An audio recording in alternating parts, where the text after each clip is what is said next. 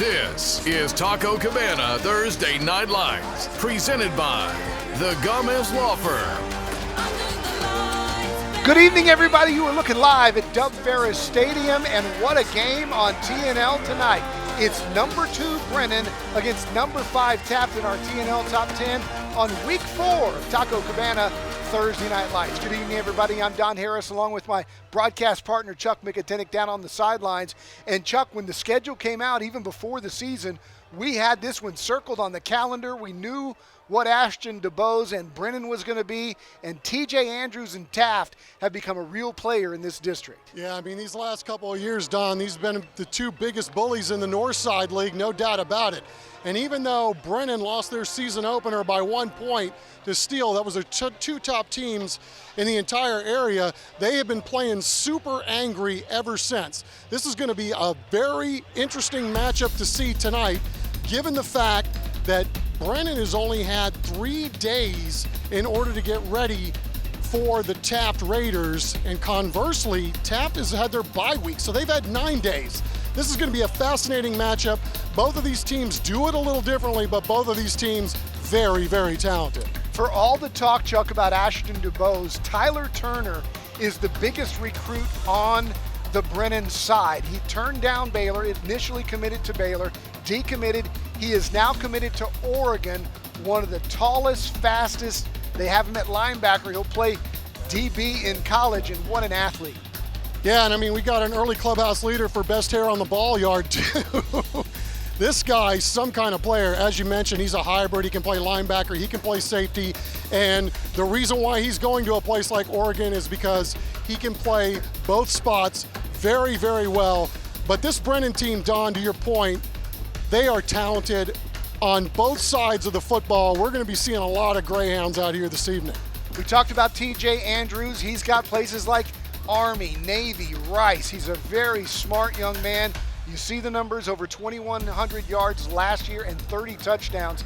He's going to be a tough assignment for that Brennan defense. Yeah, and he's been electric already again this year. You know, this is a young guy that as a sophomore, 3 or 4 games into his campaign, they elevated him to varsity, and he has been a stud ever since. You know, walking around before the ball game, you see these guys in pads and they look big. Let me tell you something, TJ Andrews is the real deal. He is really filled out, and you've talked about what kind of ball player he is, but what he's got upstairs, what kind of guy he is next level as well. Absolutely. All right, when we come back, it's our Gomez Law Firm keys to the game. It's Brennan, it's Taft. Strap in, we're going to have a good one tonight on Thursday Night Lights.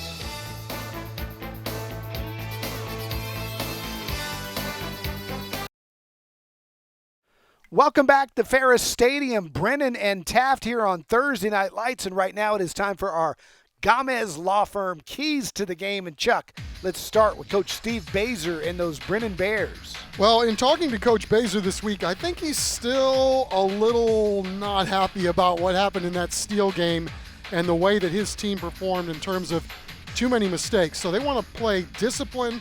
They want to be +2 on the turnovers. Notice that that's a pretty wide margin, and then minimize the mistakes. Here's Coach Steve Baser.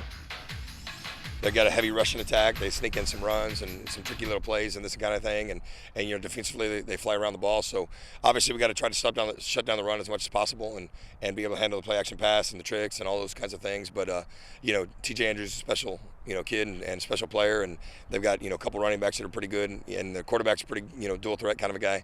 So a lot of things to take care of and be aware of in the game. As we said, it's number 2 against number 5. Taft is legit, Chuck, and Coach Ricky Stade's done a nice job building that program. What's their keys? Well, and I asked him, I said, hey, I need 3 keys. He goes, okay, I'll give you 10. And he started listing them off, but we'll keep it straight here. Be physical, run the ball well, tackle and limit explosives. He really wants to be able to try to slow down this potent Brennan offense. Here's Coach Ricky Stade. Each year it's a new team, but some of the characteristics that we teach here and our program is built on is the fight of our players. and their relentless attitude, and that's what's carried us through these first 2 weeks, and that's been the most promising thing that I've seen so far.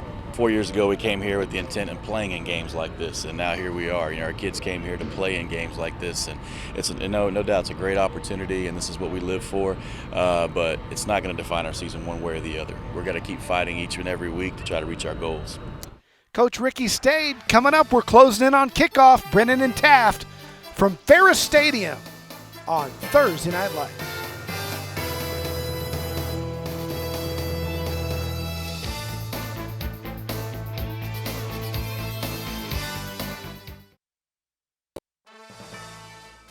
Tonight's broadcast of Thursday Night Lights is sponsored by Taco Cabana, the Gomez Law Firm, Vulcan Materials Company, Centro Med, Red McCombs Toyota, Texas Med Clinic, Align Mortgage, Cowboys AC, the Children's Hospital of San Antonio, San Antonio Metropolitan Health District, San Antonio Sports, Valero, Rhino Roofers, Atlas Floors Carpet One, Air and Plumbing Today, Solve HR, the Bexar County Sheriff's Office, Beluga Air, Christus Santa Rosa Sports Medicine, and Monarch Trophy Studio.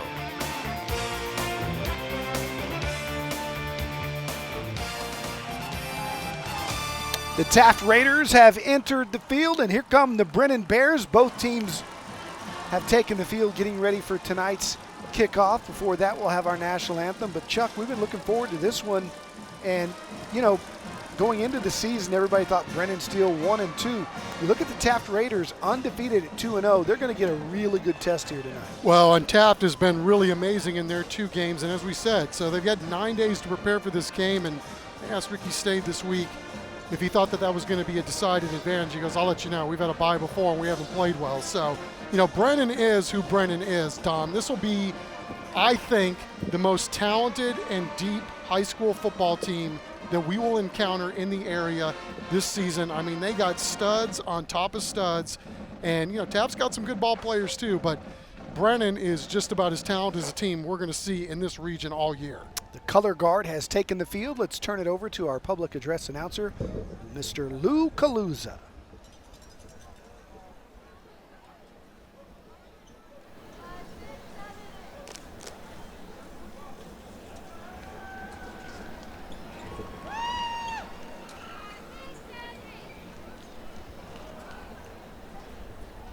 Standing in midfield, presenting our nation's colors this evening is the color guard from the Texas 882nd Air Force Junior ROTC from Taft High School. Commanding and carrying the American flag, Cadet Master Sergeant Dominic Busola. Carrying the Texas flag, Cadet First Lieutenant Danica Pantai. The American Guard, Cadet Master Sergeant Teague Al-Janahi. And the Texas Guard, Cadet Master Sergeant Isaiah Villalpando. At this time, ladies and gentlemen, we ask that you please rise and remove your hats to honor America and the men and women serving in our armed forces around the world. Our national anthem this evening will be played by the William Howard Taft Raider High School Marching Band under the direction of Greg Mills.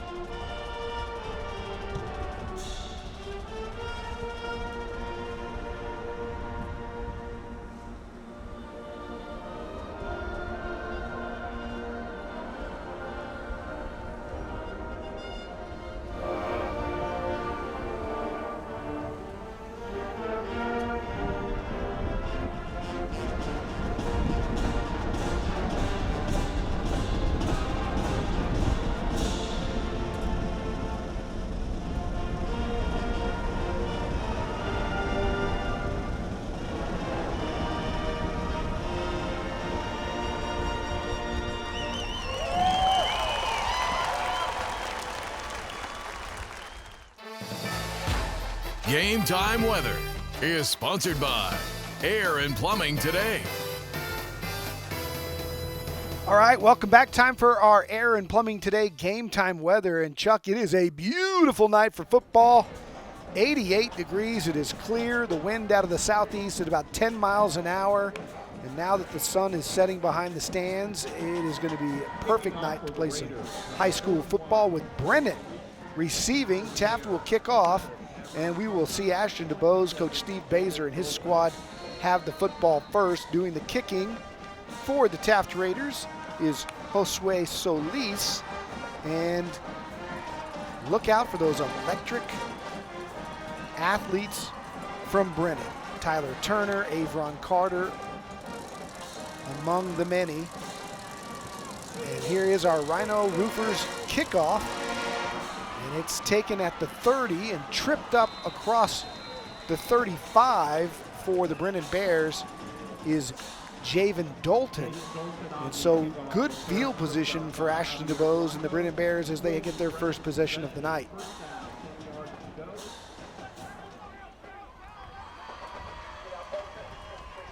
As we mentioned, they came into the season, the preseason #1 in our TNL Top 10. Played a fantastic game with Steele in the Alamo Dome in week 1 that saw Steele win on the very last play of the game. Since then, they've been putting up big numbers, winning 42-6 and 48-10 over Brandeis and Harlan. Here's DeBose dropping straight back on first down, looking deep. Now scrambles. He's taken around the horse collar, around the collar. I didn't see a flag fly unless it flew late, but he's dropped. And that's a nice play inside by Tremaine Smith. Well, you're not kidding. I mean, here come the Raiders. The defense coming up with a huge play to start this ball game. DeBose with a lot of time to throw it. But once he gets collared, he goes down. So that'll be second down and long as Caleb Vogel was also in there. 2nd and 16 to be exact. Jude Villarreal also in on that stop. DeBose going to fire out here to the flat, completes it. A nice job making a man miss after the catch by Aaron DeBose, his twin, as we run down the offensive starters for the Brennan Bears. The twins, the ones to watch up front. They've got some first-team all-district players at center and right guard. That's Ashton Williams and Matthew Palominos. And Avron Carter, very dangerous. The running back is really good too, Jason Love. He is not in at the moment. It's Nathan Toney in the backfield right now.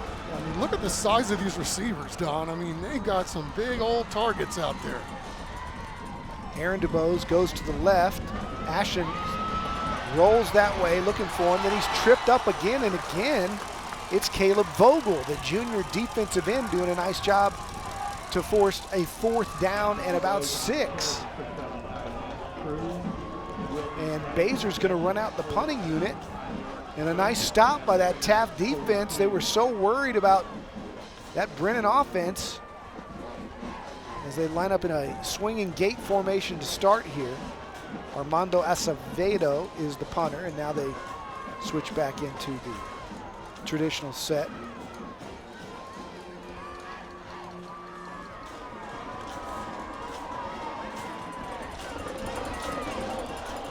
Barely gets it off, does Acevedo. Fair catch called for and made at the 27-yard line by Taft.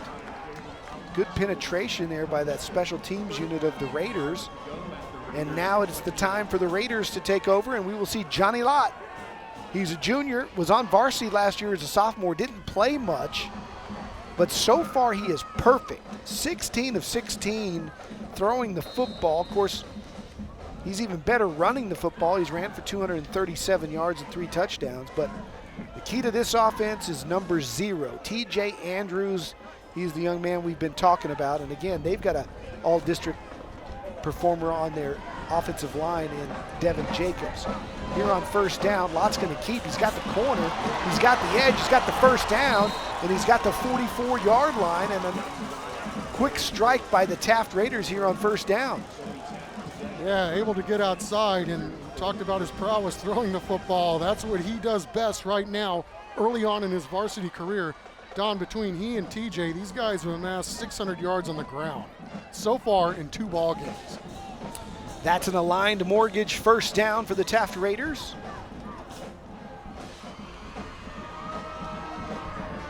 The running game is what they want to do well tonight. They want to eat clock, keep that ball away from Ashton DeBose, and so far so good. 1 play, 1 first down. Here's Andrews. Stutter step, runs right into Tyler Turner, mano-a-mano by the 2 Division I recruits. Whistle still hasn't blown, and now it does after a gain of about 2. Oh yeah, we're going to be seeing a lot of that tonight. It has all the feel of a big time contest this evening. All across the linebacking core for Brennan. 11, 43, 1, and 25. All of those linebackers are first team all-district performers from a year ago and team captains. So that's the meat of that defense right across the middle. 2nd down and 7 for Johnny Lott. Goes to Andrews, he stretches it wide, then cuts it in, and a nice job by that linebacking core, Oliver Arredondo there. Yeah, just a great job of holding and slowing that one down. TJ trying to get it outside, could not. And now Taft is looking at a 3rd and 9 here from the 44-yard line. They really run to the ball well as too. Not only are they big, they are fast. And they pursue the football. Malik Tolbert has 5 tackles for loss. Tyler Turner, as we said, has 9 career interceptions and 272 tackles, so his resume loaded. That's why he's going to Oregon. Man in motion, whistle blows, and we've got a pre-snap penalty. Play a game. Number 1 in the offense. 5-yard penalty, still 3rd down. So they let the clock run out. That'll back them up even further. It'll be 3rd down and long, about 14.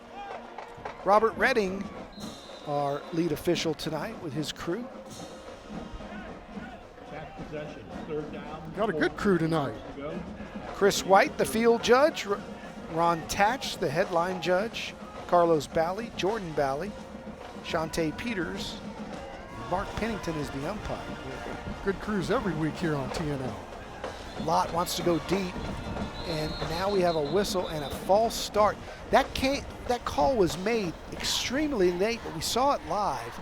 The slot took off running before the snap. Offense, 5-yard penalty, still 3rd down. I thought they missed it. They just called it really late. But it's the right call. And that'll back Taft up even further. Taft possession, 3rd down. It'll be 3rd about 20 now. 3rd and 19 exact. And I think they really like that play call too, so Ricky stayed kind of shaking his head on that one. Brennan drops into his zone. They shift up front. Lott takes a straight drop, fires to the sideline, and badly misses on that route. Intended for Jaden Alamon, and that is the first incompletion of the year for Johnny Lott, who started the season 16 for 16. Yeah, he's been on a hot streak, and talking to Coach Stade this week, he's like, yeah, you'd like to think, we got a new quarterback, so we're going to put him in the best possible position to go out there and make some plays. But no, we've never seen anything like that a young guy would start his career as hot as he has. So the Raiders line up to punt it away. Ryan Alvarez is their punter. 2 men back for Brennan. It's a low kick, but a good one. If it had stayed in bounds, it would have rolled all the way to the 20. Instead, it's out at about the 33-yard line. The Brennan Bears will have it. It's 0-0 here on Ferris on Thursday Night Lights.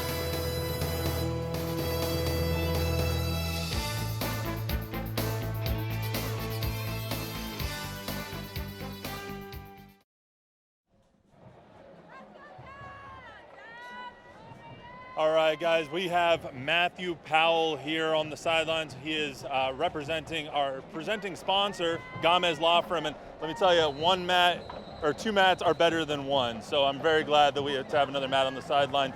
You have been with Gomez Law Firm for 4 years now. How have you seen them interacting with the community like they do here on Thursday Night Lights? Well, thanks, Matt, for having me here. We're really excited to be a sponsor of this great event. We've got two great teams out here playing their best, and that's really what it's like here at the Gomez Law Firm. We really like to be a part of this community. We've been here for almost 50 years, and we'd like to be here for another. How do you see and how do you feel being with a law firm that interacts with the community as much and as frequently as Gomez does? Well, that's a really important part of what we do. Mr. Gomez grew up in this community. He's been here, like I said, for almost 50 years. We've been practicing law that entire time. And not only with events like this, but we give back to this community. School supplies before school starts, Christmas presents in the winter. That's a big part of what this firm does, is a part of this community. Your guys' tagline is Gomez Law Fights. What does that mean to you, and what does that mean to the people that you are able to help? Well, when you're going to come to Gomez Law Firm, what you're going to get is a group of attorneys and a group of case managers who are going to take your case personally, fight for you, do everything they can to make sure that your case is the most important one in the office. Is there anything better than Thursday Night Lights? What could possibly be better than this, Matt? Thank you very much. All right, well, like I said, Matt squared here on the sideline, and we got a great one back here, guys. Don, Chuck, back to you. All right, thanks, Matt. Appreciate it. Armando Acevedo, the intended receiver on that long ball by DeBose. Nice coverage and broken up there by Taft. DeBose goes back to him. This time it goes through his hands, out of bounds, and it's going to be 4th down again. And we've got a flag on the field. Yeah, Taft was offsides, unfortunately for them, because they were going to have a 3 and out. So it was a free play there for Brennan. Man, DuBose throws a nice ball, doesn't he? Man, just so smooth. Quick release. So now it's 3rd down and 4. They get a do-over here. Trying to get him to jump again.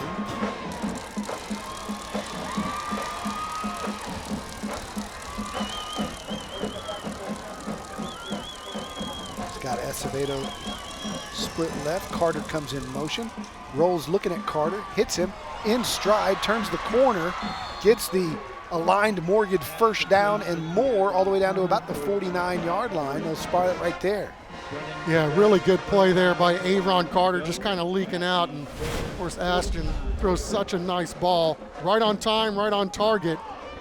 We got our first down of the night.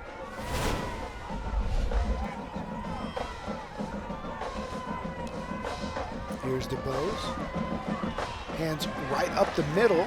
That's Nathan Toney, the senior backup tailback. Haven't seen Jason Love tonight, who had a really nice game against Steele in week 1. Got another hanky on the field, too.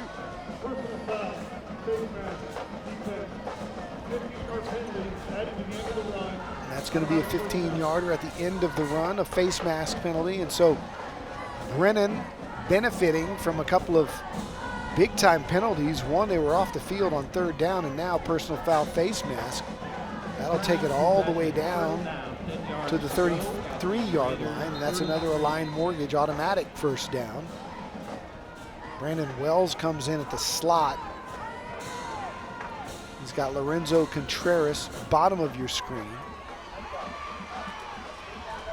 Nathan Reyes in as a blocking back.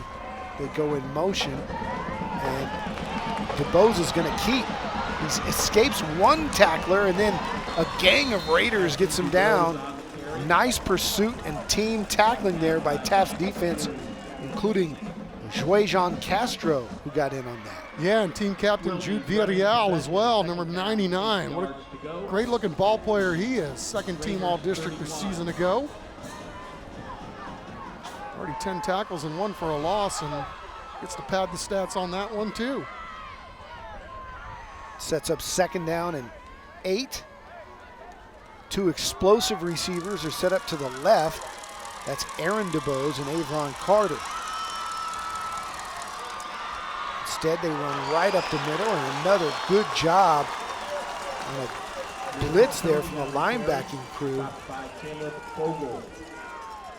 And Victor Okanade, the nose tackle, saying, "You're not going anywhere, young man." Yeah, beats his man off the ball and got a little help from some of his buddies, including Caleb Fogle.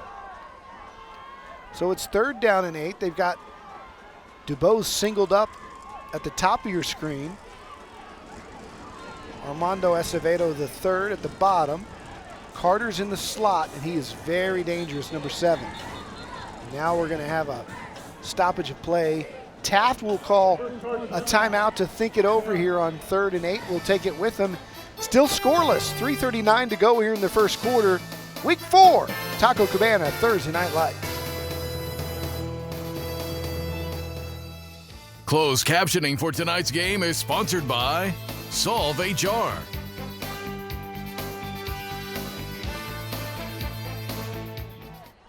Tonight's band cam is sponsored by Christus Santa Rosa Sports Medicine. Love the band cam. It's not too hot to be wearing those band uniforms. Brennan Bears band showing up tonight. Big squad too. Looking forward to hearing them at halftime. Sweet unis. 3rd down. They get it to Carter. Makes one man miss, dives forward, and they're going to spot him short. It's going to be 4th and about a half a yard. Depends on where they spot it. It's going to be long, maybe longer than that, maybe 2 yards. Taft doing a really good job early in this football game of rallying to who's ever got the ball. Whether it's DuBose or his receivers or anybody that flares out of the backfield. Stack set. DuBose trying to draw him off sides. Good look at Ashton DuBose. They're one of the most electric players we've had in San Antonio high school football history. Finds Carter again. He's got the first down. He's got more inside the red zone. Another aligned mortgage first down and inside the Central Med red zone. There's just so many weapons, right? I mean, do a good job of covering the guys outside, and running back's going to slip out and make a play for you and pick up another set of fresh ones. There's just so much to have to worry about with these guys. Athletes all over the field. DuBose looking left. Now he'll scramble and he's sacked. Another good penetration there by that front 3 of Taft. Caleb Vogel again right there. The junior number 9's having a big night. Yeah, they're very active up front. Their linebackers have been running around. They got a pretty veteran group there in that 3-3 that they go with in the box. And yeah, you're right. There's a lot to contend with, and these guys are making their presence felt though early in this football game. It's got trips to the left now. Steady hands right up the middle. Nice, tough run by Nathan Toney, who picks up 3 or 4 of that back. Be 3rd down and about 11. Brennan possession, 3rd down, 11 yards to go. So far in this football game, Baser and the Bears have had a lot of success kind of throwing underneath, sending all their wide receivers down the field and then having somebody cut undercross the second line of defense. So we'll see what they decide to do here on 3rd and a lot.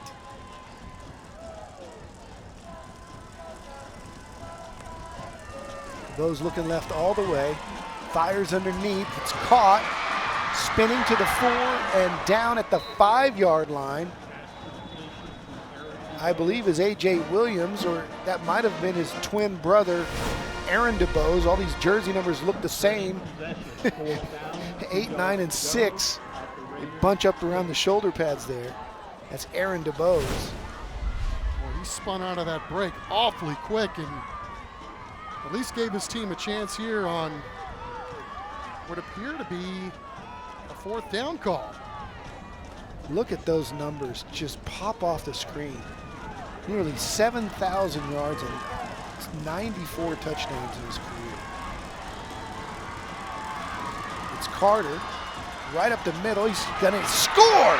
Nice spinning move by Avron Carter, and the Brennan Bears are on the board first. It's 6-0. Yeah, when in doubt, go behind your big boys up front over there on the right side. You got Ashton Williams, the center, who's all district.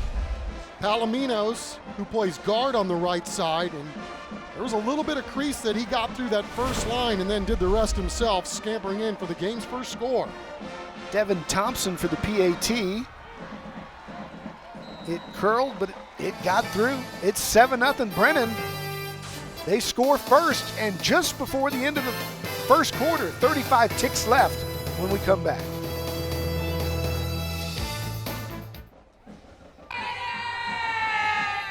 Check out the Red McCombs Toyota Smile Cam. The Taft fans having a great time. A little big selfie stick there. I got it. Will you use mine? Can you take one of mine? Can you take one of mine? It's great. Everybody having a great time out here at high school football. Wait. Smile. 1, 2, 3. Chuck. Say cheese. Cheese. Love the old school disposable. Yeah, that is old school. Brennan will kick off. We'll see Devin Thompson, who just made the extra point. And guess who's back deep to receive? It's TJ Andrews. You want him to touch the ball as much as possible. If you're Taft, if you're Brennan, you want to keep it away from him. And they take it at the 20, 25, and down about the 30-yard line is Andrews, and we're back in 15 seconds.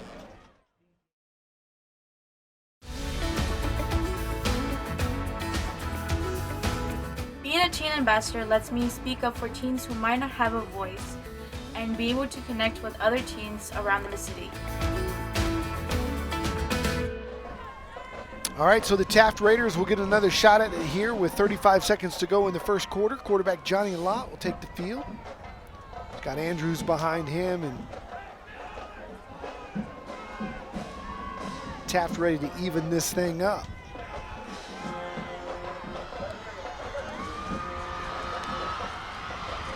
Go with Andrews over the left side. He's got the outside, and he's got a nice gain. And oh, did he punish the tackler that came up to try to hit him? And there's going to be insult to injury there for number 25, Malik Tolbert, who just got trucked by TJ Andrews. As you look at the Beluga Air player profile, 6'2", 185.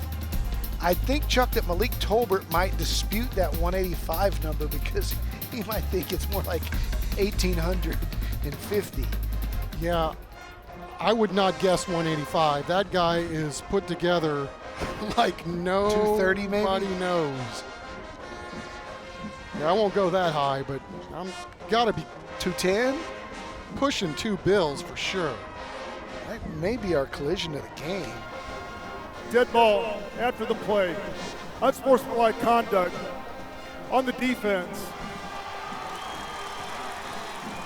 That's a 15-yard penalty added to the end of the run. That is the first unsportsmanlike conduct counter for number 11. 11? I think it was 25. Now, before that play even got to where it got to, I was just really impressed with how Taft blocked all that up for TJ Andrews to pop outside for that long run. Devin Ewerts really doing a good job of sealing and helping spring that one. 22. Yeah, and Andrews got the corner, turned it up. He had everything he wanted, and then he decided to be the aggressor on that collision. Tolbert got the worst of that. So, first down and 10. Lott tripped up, maybe by his own man. And that'll be a loss of about 2. Yeah, Don, I don't know, maybe we undersold, here we are week 4, right? But there is so much riding on a game like this. These guys are getting after each other, and they're letting them know. Whoever wins this ball game is going to have a nice early inside track to a district title. And as we watch the end of the first quarter, I would expect things to get a little heated here at Ferris Stadium tonight. Yep, the physicalness has gone up a bit. That first quarter has ended. It's Brennan 7, Taft nothing. Second quarter action next.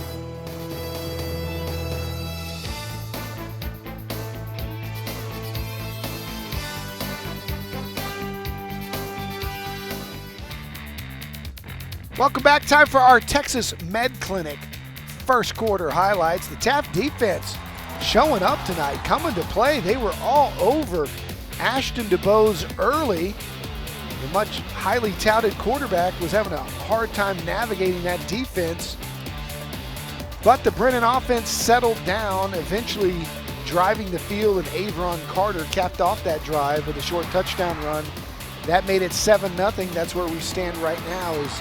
It's now second down and about 13 for Taft near midfield. Here's Johnny Lott clapping his hands, firing to the outside. It's picked! Going to the house! Touchdown, Brennan, is Keelan Elder. The senior DB read it perfectly, jumped the route, and just like that, touchdown Bears. Well, somebody's been watching some game film. Wow, what a turn of events.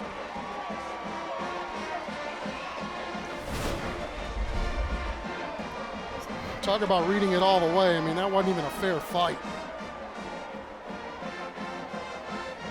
Elder doing a great job of seeing that the entire way, jumping the route, timed it perfectly. Sometimes those balls are the hardest to catch. You see that dropped a lot because of the velocity. So they're young as a group with their DBs and their safeties, save for Elder. That guy's the one veteran. He's an all-district performer, and boy, he sure showed out on that one. He's their Elder? So to speak.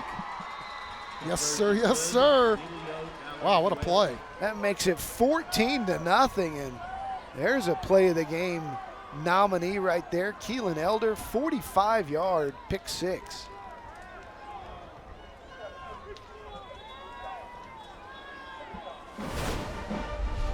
Here's another look at it. You see him just read it. Even broke away from the guy he was covering. Gotta like that. It's a young guy, you can tell that he's played a lot of football games, played a lot of big football games, and seen a lot of tricks in his days, and boy, jumped that one and then jumped right on into the end zone. Yeah, it's one of those ones where, you know, if you telegraph it, if you're the quarterback, you know you're going there. And Elder just staring Lott down, looking at those eyes, and he knew exactly where he was going to go with the football.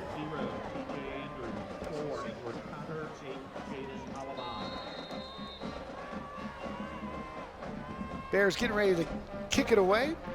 Those duties handled by Devin Thompson. I love the fact that Tyler Turner plays all the special teams for the Bears. Just like to watch him run downfield.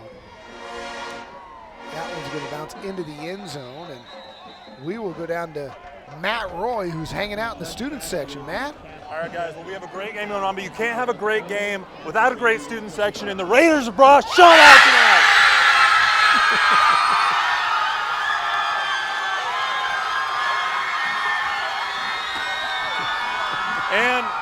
And guys, we do have a very special few guests here wishing their dad and coach a very happy birthday. How about we hear a happy birthday for them? Happy birthday! All right, we got a lot going on here on the Taft sidelines, guys. We'll get it back to a great game going on this field. Thanks, Matt. Fun times. Fun times. Look like Texas high school football. They still think they're on camera. I can hear them in the background. Here's Andrews. Andrews breaks away. TJ Andrews across the 40. He's finally brought down, but you can see big fella can move.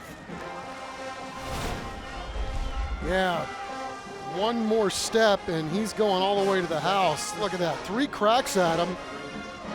There was one guy that stayed after him, and that was, I believe, Escobar.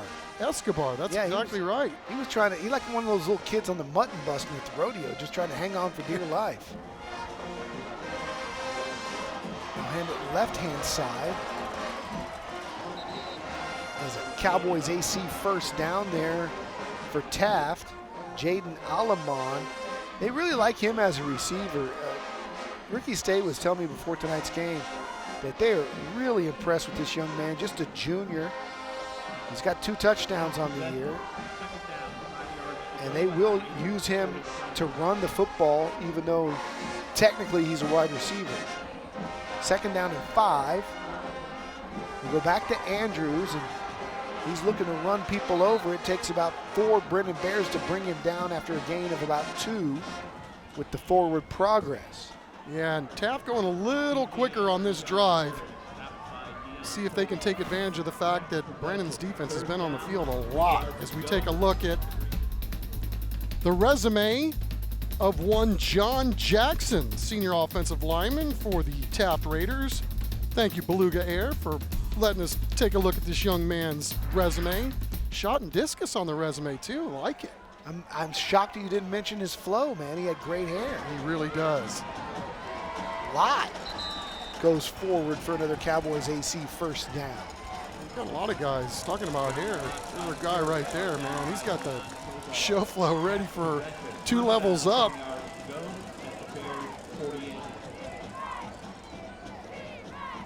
Johnny Lott, just a junior, doing a good job at quarterback for the Taft Raiders. Yeah, basketball player too.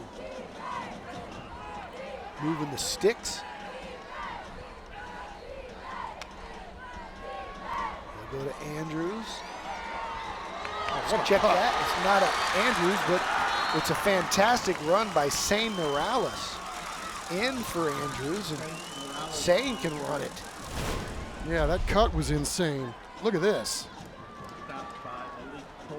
Shoulders low, makes a cut, ends up getting about 7 or 8 yards out of it. Juke move, he stays in. Picks up another Cowboys AC 1st down as Taft is now doing what they wanted to do the entire game. Get 1st downs, move the change, run the clock. Lott's gonna keep. He cuts it inside. Nice tough run for about 5. It's really fun to watch Taft run their offense on these runs. I mean, they've got guys pulling and tugging and getting outside and blocking things up. It's like watching a clinic, the way they move the football. And as a defense, you know what they're going to do. This is what they are. They're tough. They'll get after you. And they just do a really good job of squaring guys up to get those ball carriers, 3-4 yards a pop. Turner lines up at middle linebacker now. Lott hands off inside. That's Sane again. Sane Morales, that is. Picks up about 1. It's going to be 3rd and about 3. Yeah, Keelan Eller coming up from his cornerback position to make a play there too. Otherwise, that probably goes for a few more yards.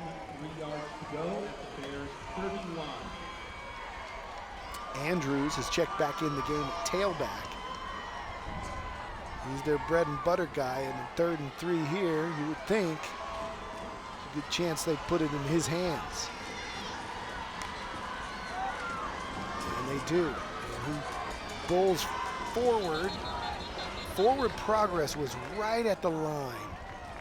The official got it right on it. I do think they're going to move the chains. That'll be another Cowboys AC 1st down for TJ Andrews. Yeah, really good drive here put together after giving up the defensive touchdown for the Taft Raiders.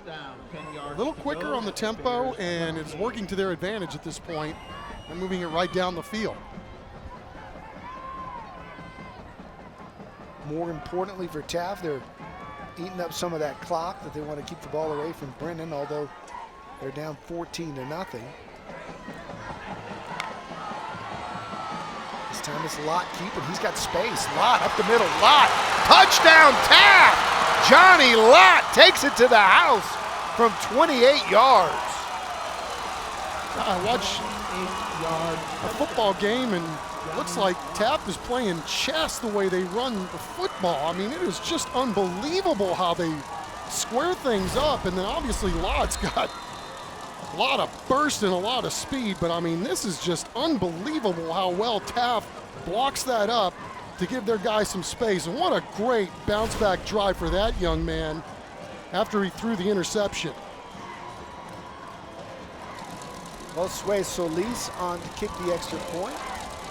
It's low, but it's good, and it is 14-7. Taft closing to within a touchdown. 7:03 to go here in the second quarter.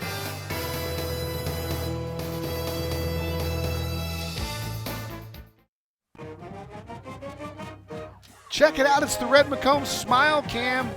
Bright and early out at Taft for the pep rally, outside pep rally this morning. Thanks to Carlos Sanchez getting out there for that. Get them all ready for tonight's game as if they knew what Johnny Lott was just going to do just now. Yeah, it's really fascinating to see the job that Ricky State has done rebuilding this Taft Raider program. It wasn't that long ago where they'd fallen on hard times, but man, has he done some kind of job getting these guys to, perennially one of the best teams in the area.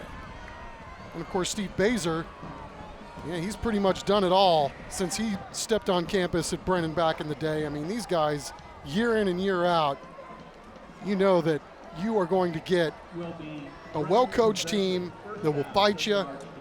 And then, when everything's said and done, it's going to be one of the last teams in the area left standing.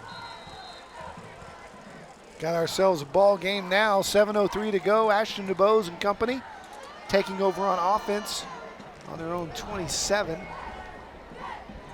DuBose hands up right up the middle, and again going nowhere because of that Taft defense. Matthew Cruz in on the tackle. That'll set up second down and long. Second down, 10 yards You to go. got Smith, Okanade, and Fogel in their 3-3 stack. That's a lot of good football up there. Bears really missing Jason Love from their rushing attack tonight. One of the more explosive players for them is DuBose fires across the middle, caught by his brother Aaron. The Twins are very competitive, and although I think Aaron will be glad to know that his brother just threw for over 1,000 yards already this season with that throw. Right up the middle is Tony, and there's a nice gain too. Yeah, I mean, you're seeing the depth down in both of these ball clubs. I mean, they got guys come in and they get their chance to do something, and they look just as good as the guy in front of them. I mean, both of these teams super stacked. DuBose rolling. And look at the zip on that ball, complete again to his twin brother Aaron, and that was just a BB. Yeah, when in doubt, find the twin. Brennan going quickly on this drive, and they're in rhythm right now. Tony up the middle, he's got another 6 or 7, and they've got that Taft defense breathing a little hard right now, going quickly. The substitution patterns have been on point. And both offenses picking up here when they've gone a little quicker. They sub in. Brandon Wells and Lorenzo Contreras split here to the bottom of the screen. And there's a new back in there next to DuBose. That's harder, and he is swallowed up by the defensive player of the night tonight for the Taft Raiders. That's Caleb Fogel. He's been everywhere. Got a Raider down on the field right now. We'll be back in 15 seconds.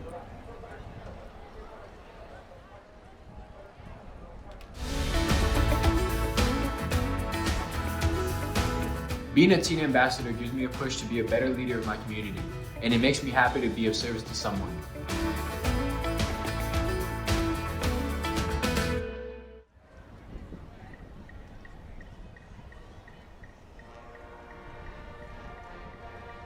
Look at the Taft Raiders as they hope for the best for one of their teammates who's being checked out on the field right now.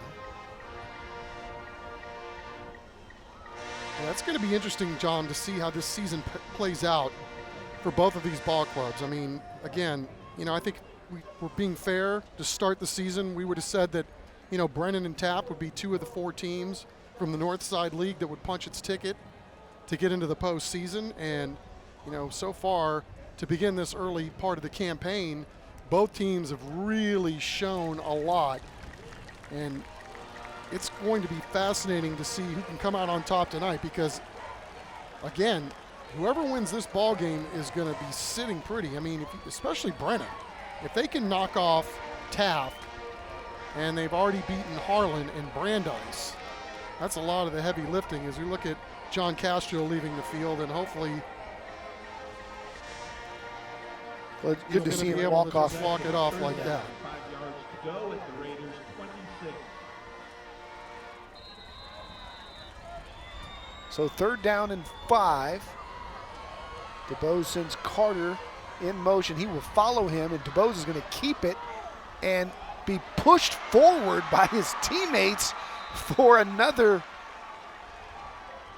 Cowboys AC first down into the Central Med red zone. Yeah, just that old-fashioned bully ball, right? Like, hey, fellas, can I get a ride? They go with tempo, trips to the left-hand side. Acevedo. Avron Carter. And Ashton's trying to walk something off, it looks like, too. Might have got a little nicked on that play.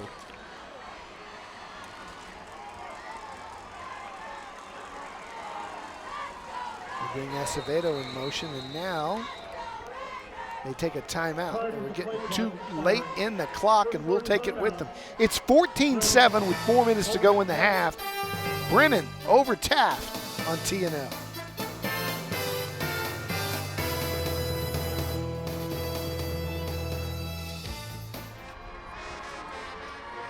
Tonight's Band Cam is sponsored by Christus Santa Rosa Sports Medicine.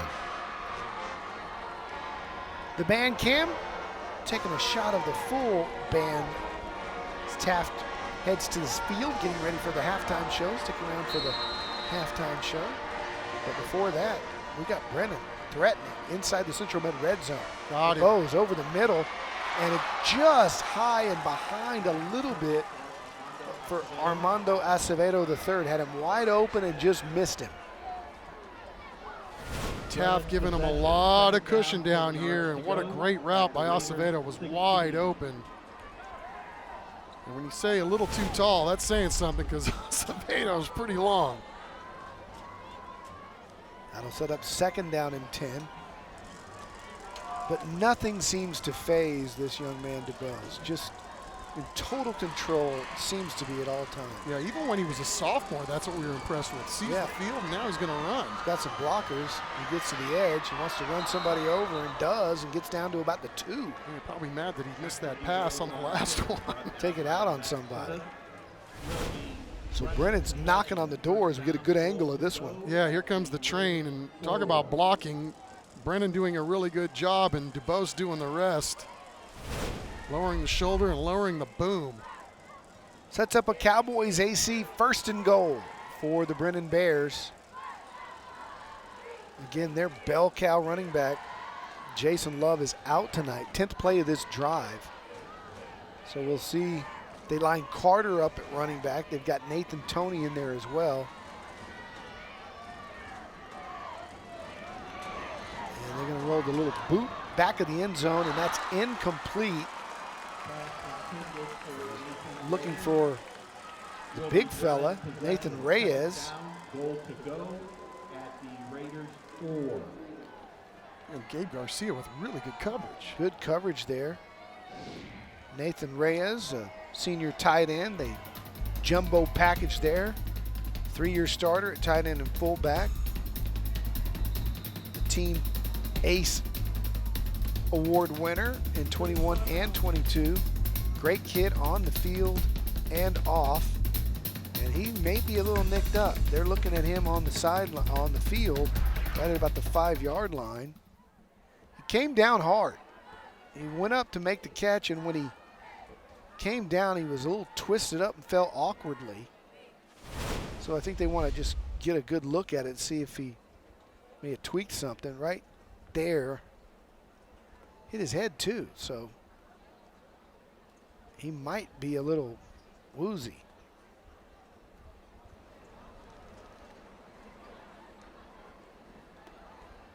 Yeah, it's really hard to say exactly what happened there, but I'm wondering if you're right about the head. Well, he's walking off. I'm glad for that.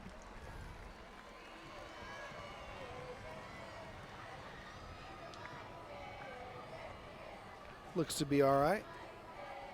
Easy for you to say. Yeah, I mean, just appearances, right? I mean, he may not know what city he's in right now, but he looks to be all right. Yes, he does. From here, you know. Absolutely. The doctor looking into his eyes may have a completely different opinion.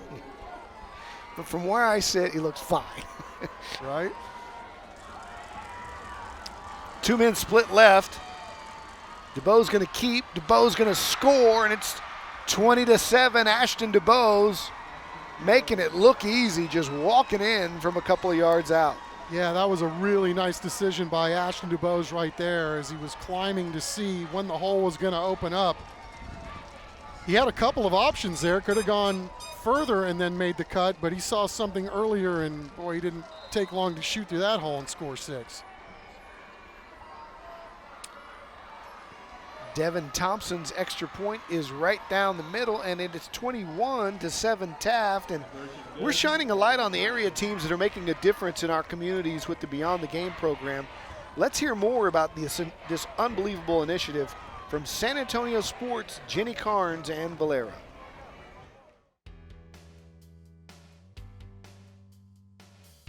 Beyond the Game is an initiative that works with all of our school districts to encourage high school and middle school teams to make a difference within their student population and serve our community.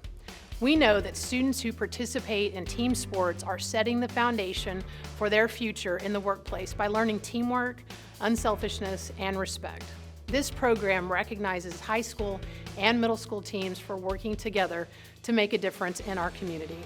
The values of integrity, respect, teamwork, excellence, and community service are the backbone of Valero's long-standing culture, and we are honored to partner with Beyond the Game to recognize these exceptional students in their endeavors. Having Valero as a teammate for Beyond the Game will help this program continue to positively impact more teams, coaches, and families. 4 teams will be recognized during the San Antonio All-Star Football Game presented by HEB in the Alamo Dome. If you want to nominate a team, you can visit sanantoniosports.org and learn more about the program and nominate your team today.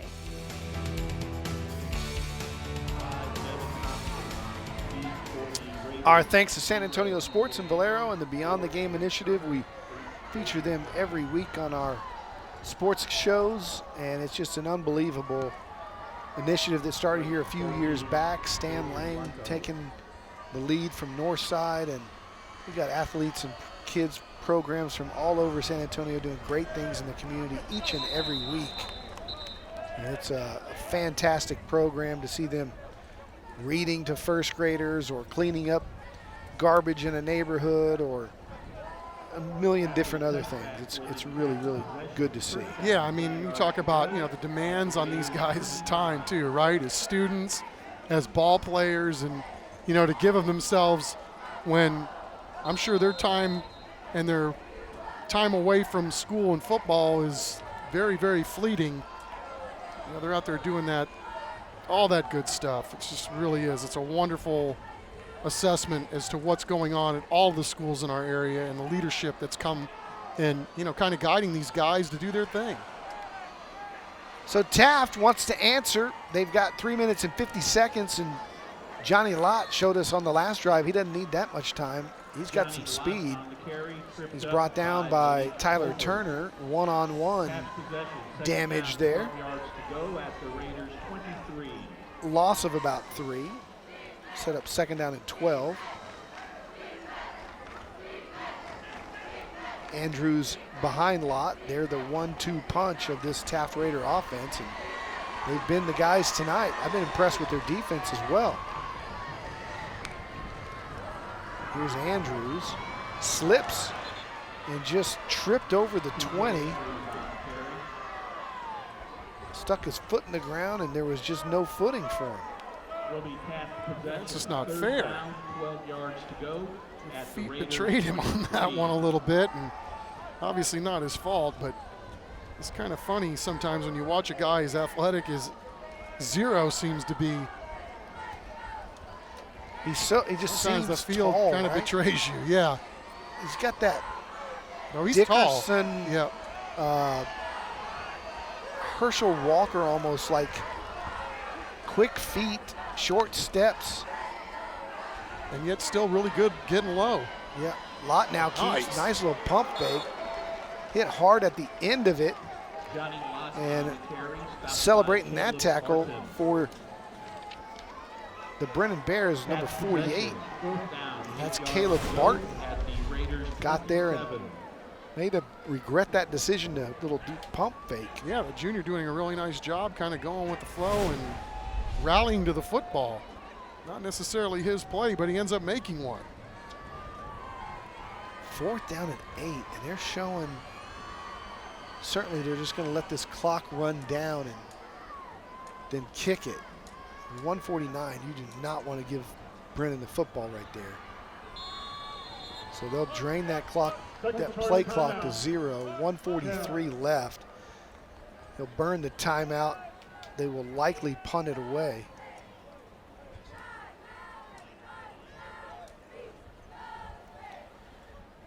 One of the high schools seen on TNL this year is going to win a $5,000 band grant. It's all based on votes. Scan the QR code on your screen or visit cw35.com/station/contests for complete rules. You must be 18 years old to vote. The $5,000 band grant is made possible by the Children's Hospital of San Antonio. So again, all season long, all 20 teams. One who gets the most votes gets the $5 grand, thanks to Children's Hospital of San Antonio. Yeah, Taft won it last year, and we'll see them at halftime again. So interested to see what the squad looks like this season. All right, so they will punt it away. Ricky State had his offense on there till the last possible second. You want to burn that clock for DuBose. Low liner, angled for the sideline. And we've got a really late. No flag? I don't know if anybody saw it, but yeah, it's coming in late. The referee finally threw it. The guy that was right on top of it didn't throw the flag, and that was like the most obvious flag I've ever seen. Well, there was a lot of things late on that play. He ran him into the 3rd row. It was late coming in, but it's the right call. It's going to back Brennan up. A little personal foul. Dead ball, personal foul, unnecessary roughness on the return team. 15-yard penalty from the end of the kick, 1st down. That's two kids who were just kind of going at it, and because of their little feud they had during the play, they did not even hear the whistle. Yeah, not only that, and then on the Taft sidelines, it was watching dominoes over there. There was a lot of activity on that one. It's like the drowning pool song, let the bodies hit the floor. It kept going. It was like going all the way to the benches, to the fence almost. It just. So DuBose has plenty of time to strike here. $1:38 to go. Tony goes in motion. DuBose looking over the middle. Now he's going to run in a high step, keep it, and get near the stick. 9 yards short of the first. Gets out of bounds smartly. 1:29 left. Yeah, it's just interesting to watch Ashton DuBose. I mean, he's just showing all these signs that, you know, he's getting better, obviously, as a football player the more that he gets on the field, but he's just got a great way of seeing the field. He sets up would-be tacklers very well. He's just very, very good at seeing the entire field and making things happen with both his feet and his arm. I mean, he's quite the impressive ball player. They mark him short, so they'll call it 2nd and 3. Thought he got closer than that. Now he throws a little bubble screen, and that's incomplete. Chuck, I checked some numbers last week looking at DuBose. Johnny Manziel's senior year at Tybee, He was the Parade Magazine All-American National Player of the Year at Kerrville-Tybee with 3,600 yards passing and I believe it was 43 touchdowns. DuBose last year as a junior threw for more and 54 touchdowns. So his numbers aren't just like, hey, he's a really good San Antonio high school football player. He's one of the best that this area's ever seen. The 9,000 yards, it's just unfathomable to think about the numbers that he's putting up. Yeah, and again, I mean, we saw him when he was just starting out, but even then it looked like he'd been playing the position his whole life. Spikes it there. Yeah, remember the first game we called on TNL when he was a sophomore, we were just like, this kid plays like he's a senior. Yeah, you know, he took a lot of chances, I think, with the football when he was first starting out, but again, his pocket presence, the way he glides and slides in the pocket to avoid pressure, eyes are always downfield, and then obviously he's got the ability to take off and run with it too. I mean, just watching him warm up before the game, I mean, I can't believe how much torque he can put on a football. He really spins it well too. Second down and long. He's patient. Now he's going to run. Now he's going to get behind the line of scrimmage and try to force it in there. A little too hot for the intended receiver, Tony. But again, I mean, just the pocket presence and the awareness there, right? So he's sliding along the line of scrimmage, trying to get the ball downfield.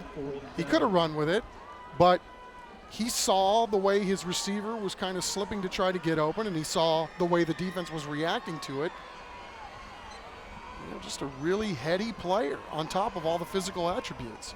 And, you know, talking to Baser about him this week, he said he really made the jump between his sophomore and junior year where, you know, when he was younger, he was really good at taking what they were giving him and he would execute the play. But now his scope is just so much broader of the, you know, the 40,000-foot view of what they're trying to do. There's a ball dime that's completed and then knocked out of the hands of the receiver. Good play coming over defensively. Brandon Wells had pretty much brought that in, and then right as he was bringing it, Charles Barber III brings the wood. I'm sorry, Charles Barber Jr. He made a play earlier tonight where I thought it was a pretty heady play. The receiver made a catch, and he was going straight for the ball and almost knocked it out. I believe it was Aaron DuBose. But, yeah, that's a nice play, Charles Barber Jr.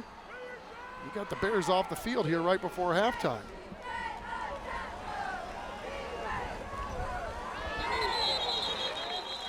There's some movement, and that'll back him up 5 yards, I believe. Offense, 5-yard penalty, fourth down. He almost got one earlier on the punt formation. I wonder if Ricky Stade is going to make another effort here to see if he can't block a punt.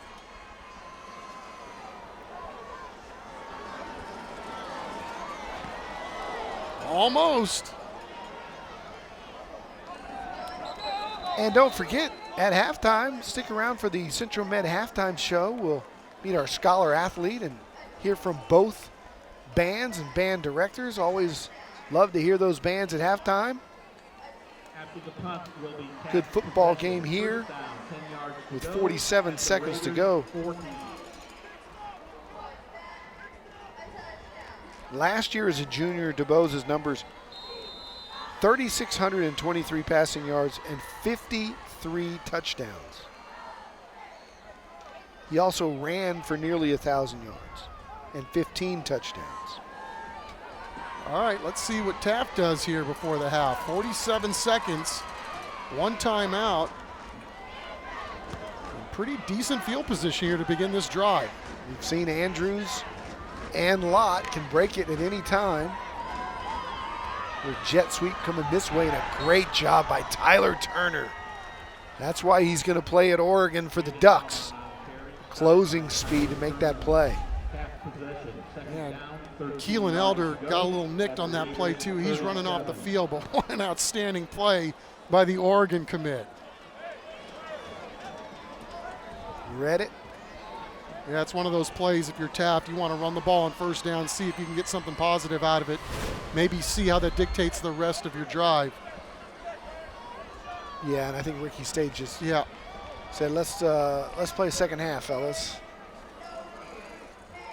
So that is going to be the last snap right here as the buzzer sounds and Lott picks up about 4. So the Brennan Bears will go into the locker room with a 21-7 lead over Taft. Very competitive football game, that Taft defense coming to play. They have somewhat slowed down Ashton DuBose and company. Let's go down and hear from the head coach along with Matt Roy. Matt?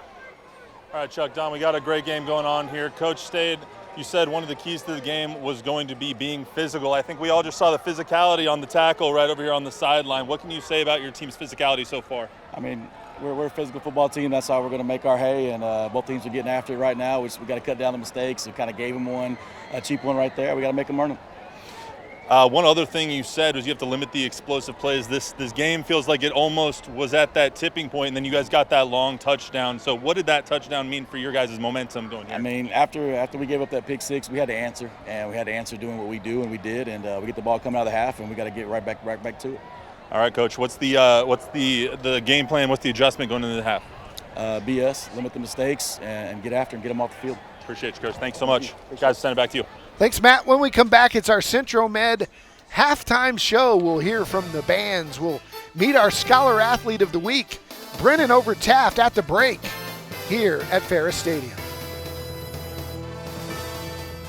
Tonight's broadcast of Thursday Night Lights is sponsored by Taco Cabana, the Gomez Law Firm, Vulcan Materials Company, Centro Med, Red McCombs Toyota, Texas Med Clinic, Align Mortgage, Cowboys AC, the Children's Hospital of San Antonio Metropolitan Health District, San Antonio Sports, Valero, Rhino Roofers, Atlas Floors Carpet One, Air and Plumbing Today, Solve HR, the Bexar County Sheriff's Office, Beluga Air, Christus Santa Rosa Sports Medicine, and Monarch Trophy Studio.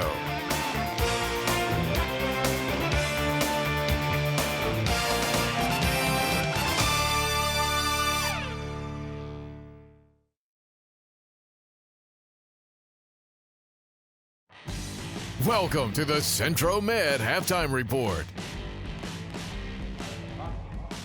All right, what happens when a Bear and a Raider meet on a football field? You get a really, really great game. And right now, the Brennan Bear Band is on the field. We did have a chance to sit down with their band director a little bit earlier this week. Listen to what's going on with the Brennan Marching Band. My name is Thomas Kober. I'm the director of bands at Brennan High School, and been here about 7 years. You know, we're having a really good year. Especially coming out of the pandemic, I think everyone has had a couple question marks when it comes to getting back to large group activities and getting things off the ground like this. But we've been really blessed to have a really strong start this year. We've got a great group of kids, and between summer camp and these first couple weeks of school, we've just had a lot of success and a lot of great performances. We've got about 200 in the program. We have been really lucky to just have an incredible support system at our middle schools at Luna, Bernal, and Briscoe Middle School. We've got wonderful directors there and just a wonderful community that really loves band and wants to be a part of something special. And we just, like I said, we're just blessed to be able to be the ones that get to work with it every day. We'll be performing, obviously, some Spirit tunes. We'll be doing Fireball with our Spirit teams out there, and then right after that, we'll be doing a little bit of our UIL production this year, which is titled City of Lights. It's like a tourist take through Paris. So you'll be hearing some awesome music and hopefully some clean drill and some exciting performances. We have our contest season starting on September 24th, and that'll continue all the way to about November 5th, every Saturday. So we're really excited to get back out there and competing. We've got our UIL and region and area and maybe even not trying to count any ducks or chickens before they hatch, but we've got the state marching contest coming up at the end of the season, and hopefully we'll give it our best shot to qualify for that and have a great season. Music for All is probably the largest leading organization for music education in the country. They host things like Bands of America. They also host what's called the National Festival every year, where bands submit recordings and then they select the best bands across the whole country, and then those bands are chosen to be what's called a national feature band, and they go up to Indianapolis and present a concert to a huge crowd and convention of music educators and students. And actually, we were selected this year. We're one of the 2023 national feature bands for Music for All, and we're really excited to be preparing. We haven't quite started on that preparation yet, but we'll be preparing for that and a concert in Indianapolis this coming March. We have an incredible band booster club, and we have an incredible administration team here at Brennan High School. So I'd be remiss if I didn't say thank you to both our incredible community of parents and volunteers that help us with band boosters, and also our incredibly supportive administration. I'm incredibly humbled and thankful for the people that support our program and enable these kids to do what it is that they do. All right, great stuff from the Brennan Band there. And it's time to vote for the Children's Hospital of San Antonio $5,000 band grant. To vote for Brennan Band, scan the QR code on your screen or visit cw35.com/station/contest for complete rules. You must be 18 years old to vote.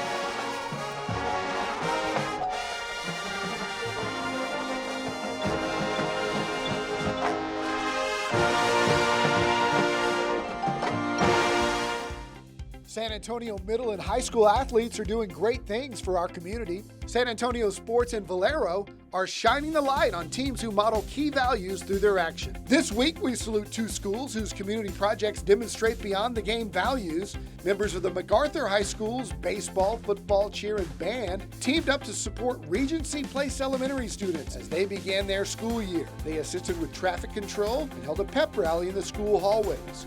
Connolly Middle School's Boys Athletics Department held its second annual staff car wash. They showed appreciation to teachers and staff by helping them start the new year with clean cars. These athletes demonstrated the beyond the game values of integrity, respect, teamwork, excellence, and community service. San Antonio Sports and Valero salute high school and middle school coaches who inspire their teams to serve others. Parents, teachers, and coaches can nominate teams that go beyond the game. Visit sanantoniosports.org.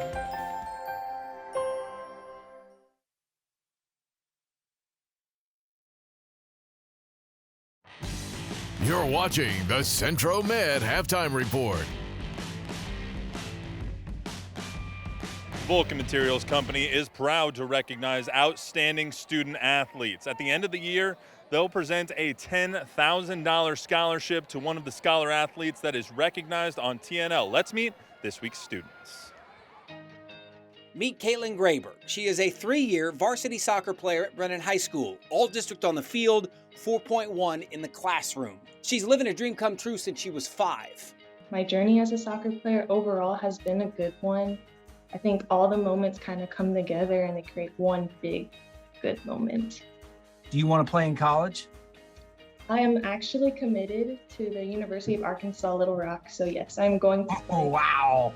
I didn't realize I was talking to a big-time college athlete. Or an accomplished artist. Her love for art has grown over the years, like her skill. A recent drawing of her sister is even displayed at the Texas State History Museum.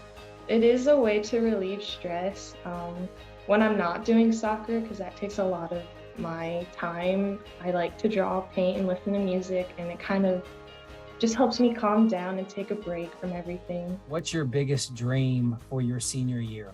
My senior year, I think I just want to enjoy it. It's my last year of high school. There are some things that you might not be able to do that you can do in high school, like high school football games, high school pep rallies, those things.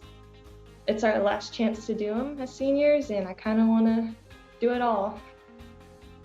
Tremaine Smith is the Scholar Athlete of the Week from Taft. He's your typical perfect kid. 4.0, 2-year varsity football player, community involved, socially aware. And oh yeah, he tells dad jokes. You like dad jokes. What's the best dad joke you know? Oh, that's a hard one, man. You should have prepared me for this. One that I recently learned was what do you get when you combine an elephant with a rhino? And it's elefino. Service is huge for Tremaine, especially given his time to the San Antonio Food Bank. The mega distributions one we do for the food bank, where we go down to Gus or Ferris, and we're all out there and the cars are coming through.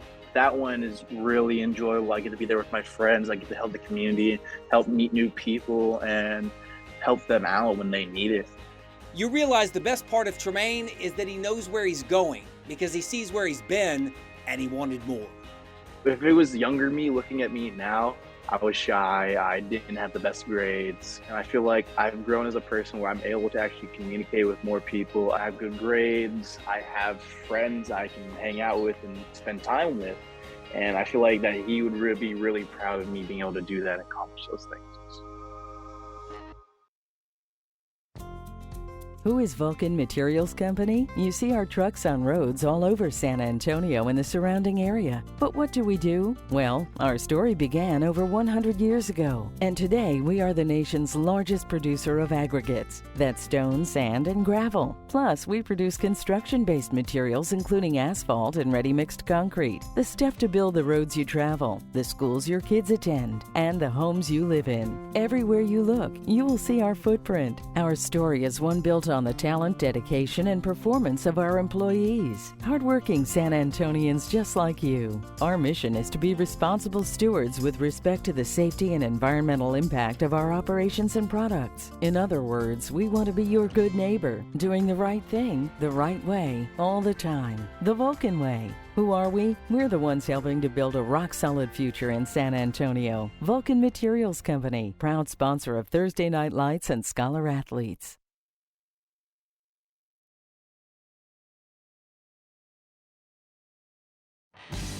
You're watching the Centro Med Halftime Report. All right, back here in Ferris Stadium, we have the Taft Marching Band on the field now. They're actually a two-time winner of the TNL Band Grant. We got to sit down with their band director a little earlier. Let's see what's going on with this year's Taft Marching Band. Hi, I'm Greg Mills. I'm the director of bands at Taft High School, and this is my 10th year as the band director there. It's been really wonderful just to work with a brand new batch of kids, and especially being a full year removed of distant learning. It was great to see kids last year, but now this is the standard, not the exception, and that is just a wonderful climate to be able to work in. Our 2022 marching band production is entitled Postcards from Japan, and we're trying to tell a story of someone taking a trip to the wonderful country of Japan and writing home in a series of postcards about it. So we are seeing a multitude of different things and just trying to tell our loved ones about all of our amazing experiences that we're having. October in the band world is known as Bandtober, and so just about every single weekend in October we are somewhere competing somewhere outside of San Antonio. So we're going to be hitting the road here in a couple of weeks, which our kids are absolutely thrilled about.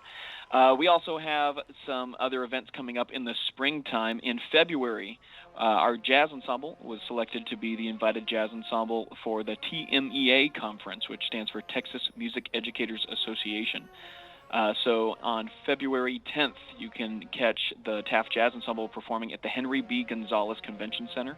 We're also going to head to Disney World and take a trip to Florida here in our spring break of March. We're just giving our kids a much-needed time to bond and get some leadership skills. We'll do a leadership seminar with them out there to develop those skills.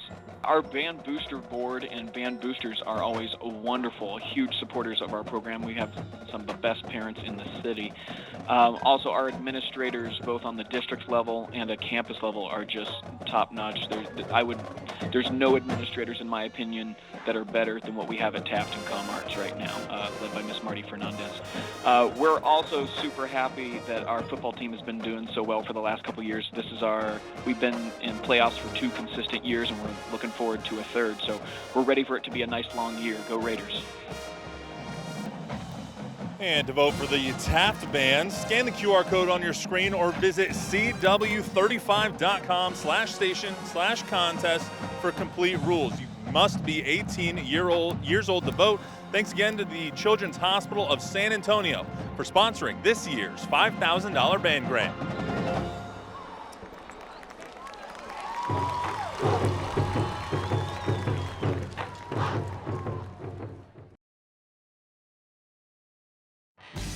You're watching the Centro Med Halftime Report.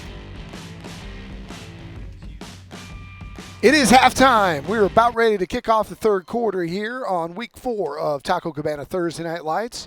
Good first half so far. Brennan with a 21-7 lead. Time for our Texas Med Clinic Urgent Care halftime highlights. Avron Carter got the scoring going with that spin move.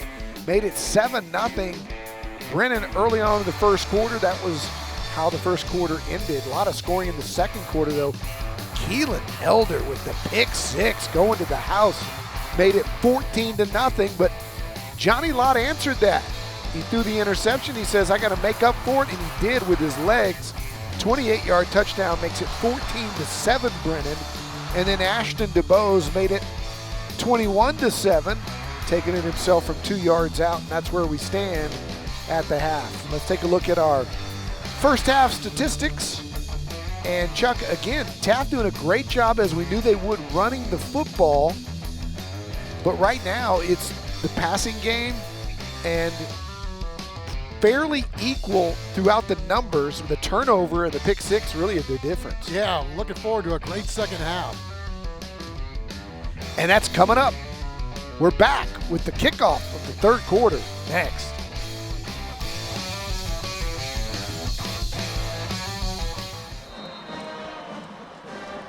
It is time for our Rhino Roofers kickoff. Second half kickoff brought to you by Rhino Roofers. Devin Thompson going to kick it deep. We think. Andrews is back there. And they'll let it go. They got to get on it. It's at the 2. It died right there, and so a perfect play for Brennan as we go down to the sidelines of Matt Roy. All right, guys, sorry, I was just getting out of the way of that one. Didn't expect it to come all the way over here, but I just got done talking with Coach Baser. He did say that the message at halftime was that they have to execute even better in the second half. They started to get it going right at the end of the first, but he wants that to keep going. And I asked him for one sentence to describe the DeBose brothers. Instead, he gave me 2 words: awesome and fun. I think that's a sentence, but it's going to be a really fun second half here to watch them keep going, guys. All right, thank you very much, Matt. Taft gets the ball first here in the second half. We'll see what Johnny Lott, TJ Andrews and company can do with it, backed up to their own 6-yard line. It's 1st and 10 from the 6, and we've got a stoppage here as they're going to perhaps look at the clock. A runaway clock. The clock's got 11:02 left. There's no way 58 seconds went off that. Went through a time portal at halftime. Game clock operator, please put 11:56 on the clock, please. He's making 11:56. He just made that number up. That took about 4 seconds. That's all right. I had Brandeis earlier in the first half, still in the Northside League, so we're even.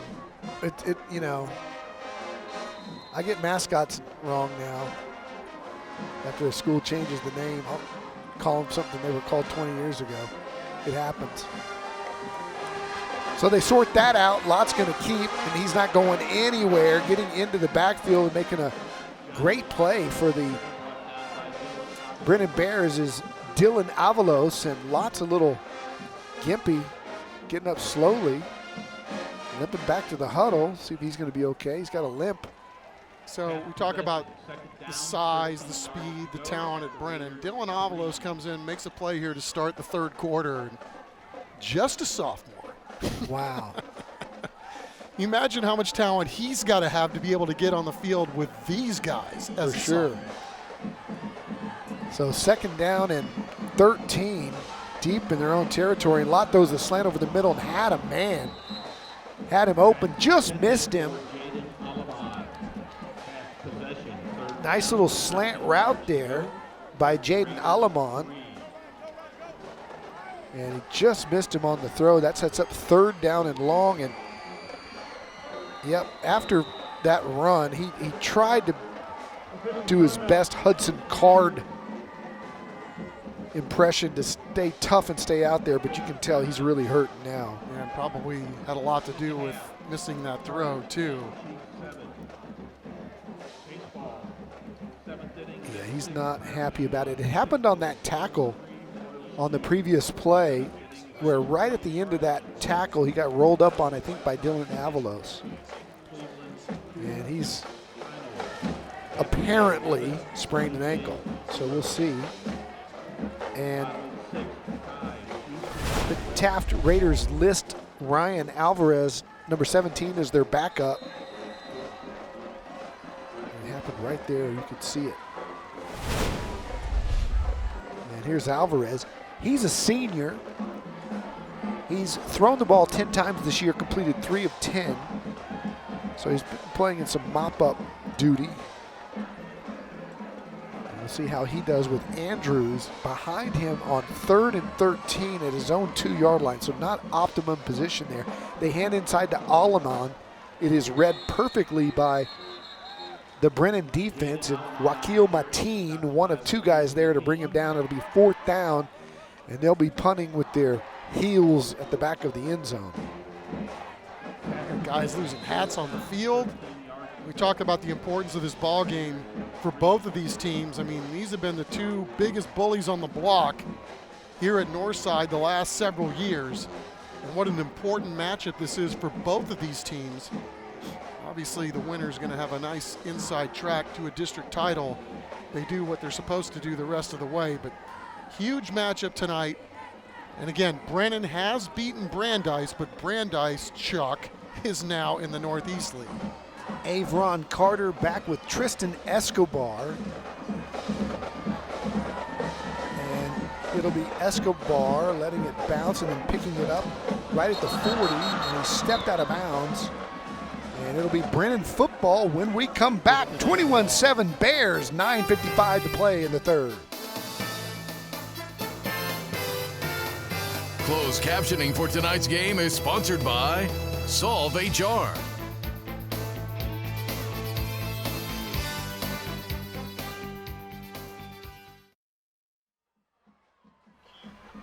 Welcome back. It's the Red McCombs Toyota Smile Cam, and at halftime, we had the dancing dads. We see it every year, some school or another. Dads work so hard for a week or 2 to get the routine down, showing off their best moves. I'm a boy dad. I never had girls. Chuck had to do this a couple times. Yeah, and the thing that always surprised me about having to do this, Don, those guys were great, by the way, is I don't know how you remember that many moves, that many steps. I was always curious with my daughter, Emily, how do you remember all this stuff so quickly? Look at DeBose. Went right, cut back left, picks up a Cowboys AC first down.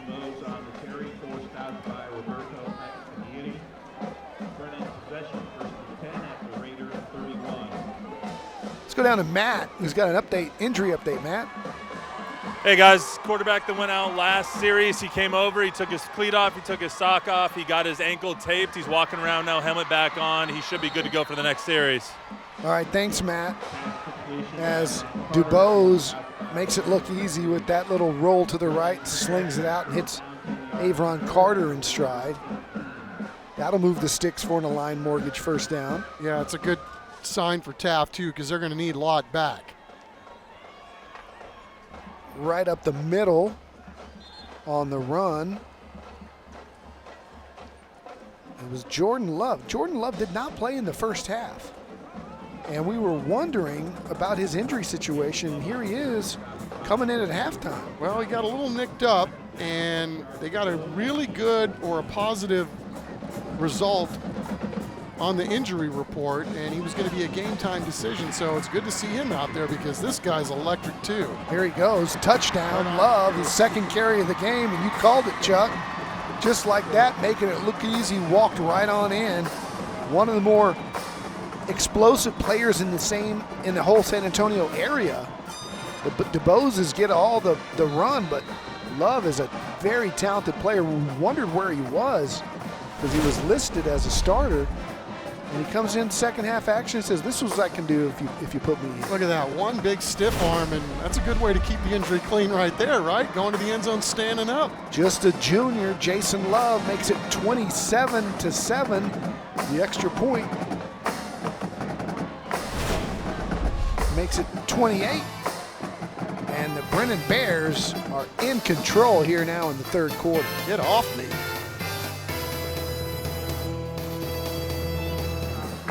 Tonight's Band Cam is sponsored by Christus Santa Rosa Sports Medicine.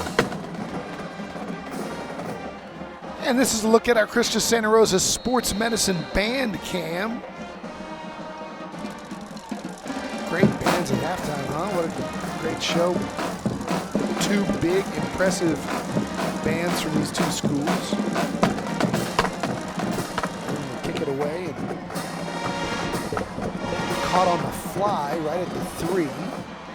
Alamon takes it, nice return across the 25 to the 27-yard line. And let's see if Johnny Lott comes back in with that ankle. He wants to. Both quarterbacks are out there in the huddle. Let's see if he's telling coach, put me in. But right now it looks like the backup Ryan Alvarez thinks he's going in. One flag down, by the way. And we'll sort this out on the kickoff. And they're gonna call Lott off. Return team, 10-yard penalty, first down. So on the last kickoff, Taft didn't down the football until it got to the 2.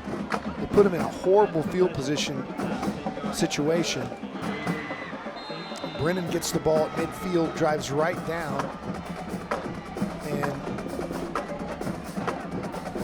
now they, after a penalty, they've got it on their own 15. Scrambling is Alvarez. He's in trouble and he's dropped. The Brennan defense getting through to make the play. Malik Tolbert, one of the two guys there, along with Caleb Barton. Yeah, just a lot of heavy heat. Nobody buying the play fake for the Brennan Bears, and it was a party at the quarterback. Brennan's defense making a play.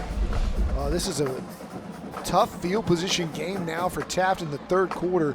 Could not go worse to start here early in the third for Taft. Quarterback goes down. 2 possessions inside the 7. Here's Alvarez. He's going to throw it out to Andrews. It's incomplete. That was a forward pass, so that's not a lateral or a fumble. Probably just as well, right? I mean, because again, Brennan's swarming to the ball. And even if that's a catch, it's probably going to be a loss. They may have to force something down the field right here. They got to loosen this Bears defense up a little bit. Alvarez still in at quarterback as they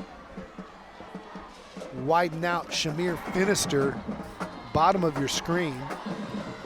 I like their wideouts. I like 22. He's got some wheels. Third down and a mile for Taft. They give it to Andrews. He may get a mile. Takes on a couple of defenders, and he gets a lot of it back, about a 15-yard gain. At least gives them some breathing room to punt the football, which is really important because they were in tough shape back there on their own goal line again.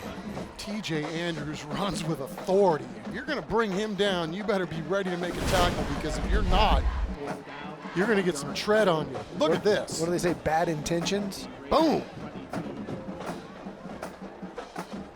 Takes about 5 Bears to bring him down.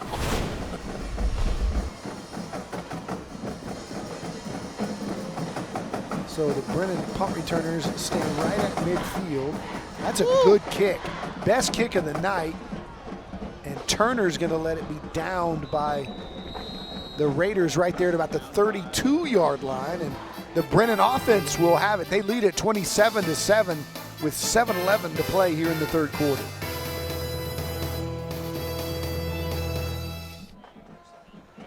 Welcome back. Brennan leads at 27-7. And here's a player profile on Jason Love, who didn't play in the first half. Again, only a junior, 5'9", 175. He's an honor roll student. Bright kid. He started as a sophomore and a junior, 2-year track athlete. What a great young man. He's a student team leader as well, and he's back in there. And I'm sure the Bear fans are happy to see him back here in the second half. Yeah, and a twin. I mean, they got all kinds of seeing double on this Brennan team. Multiple sets of twins for these Bears.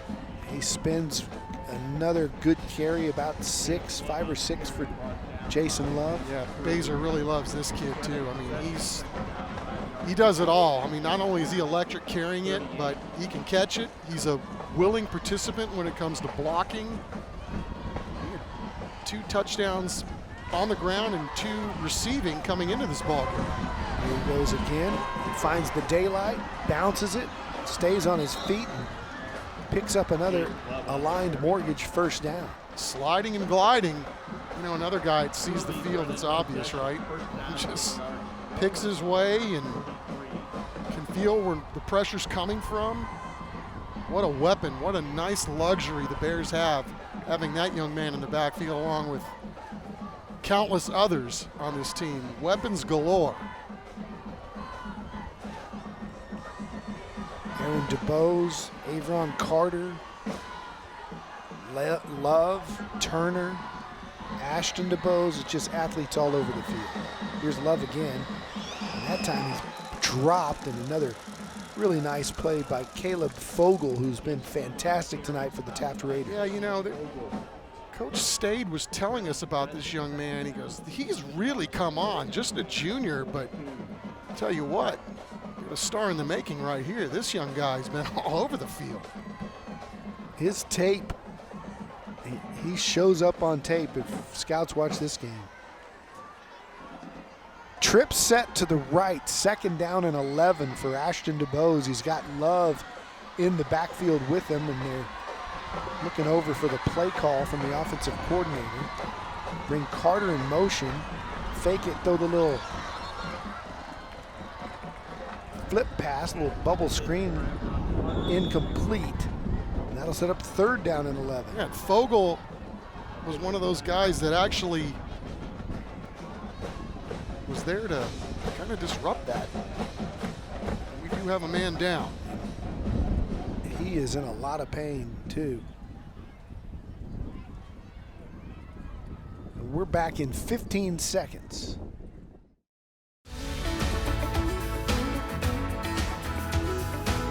Being a teen ambassador lets me speak up for teens who might not have a voice and be able to connect with other teens around the city.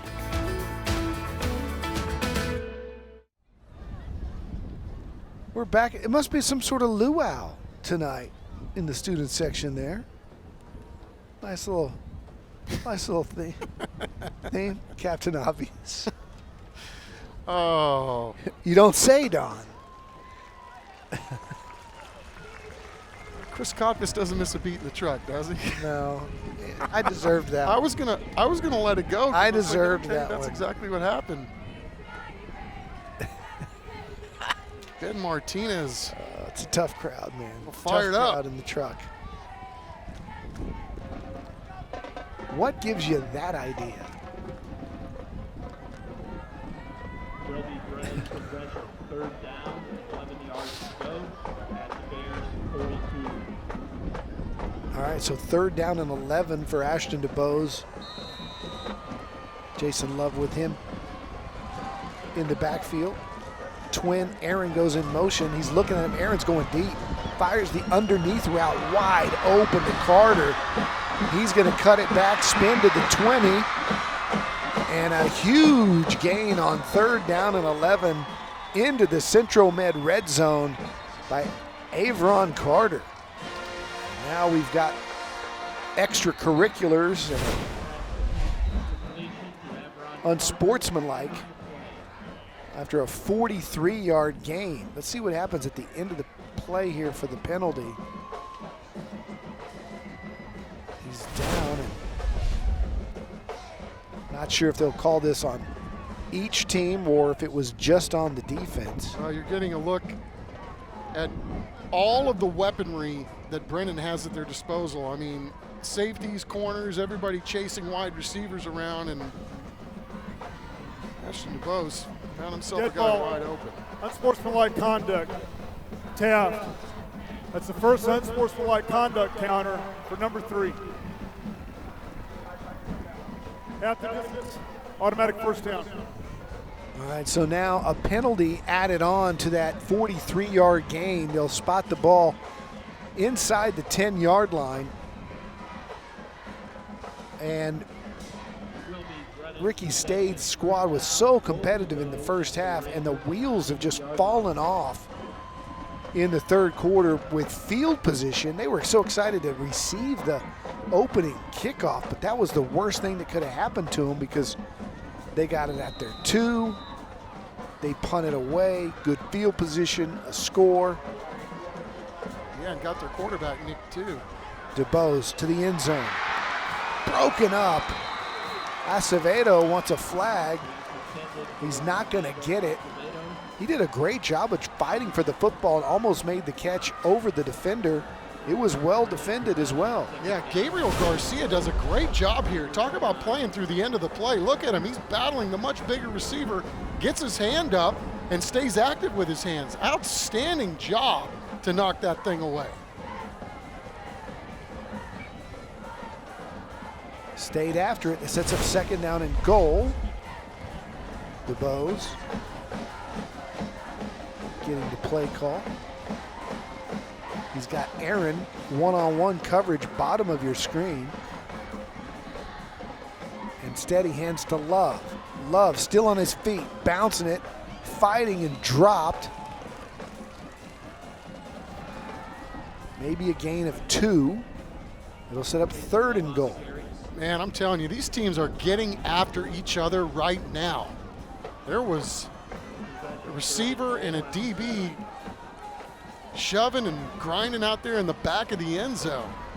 Speaking of which, touchdown. It's DuBose to DuBose.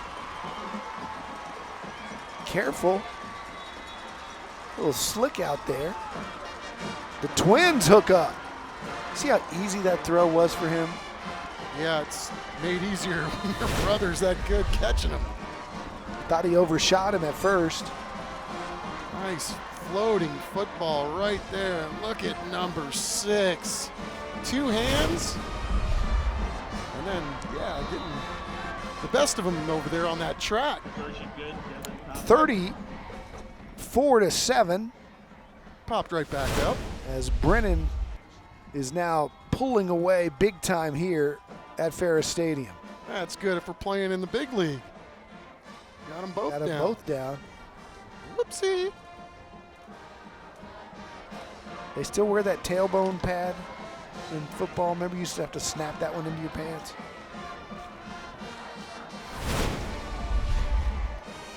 Uniforms have changed. They don't wear knee pads anymore. Right. And a lot of times have gotten smaller. The thigh pad, and the pant goes above the knee now.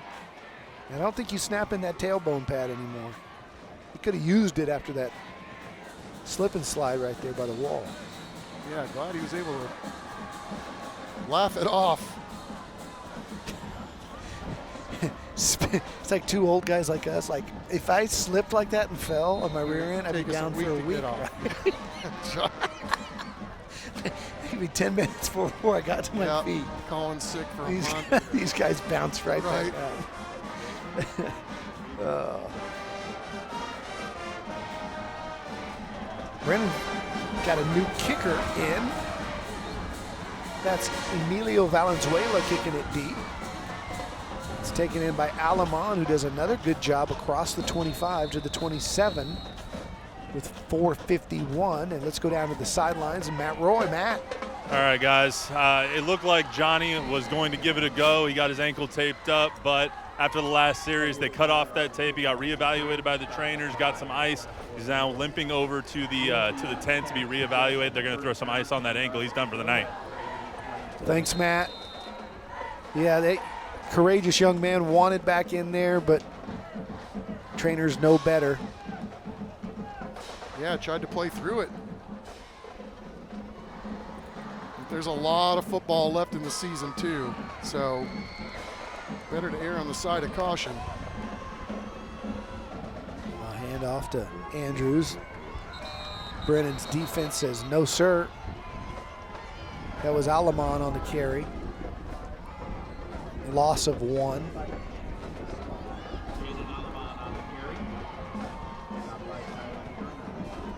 That'll be 2nd down and 11 as we tick down inside of 4 minutes here in the third quarter. Good to see 2 back out there for Brennan. He got a little nicked up a couple of series ago.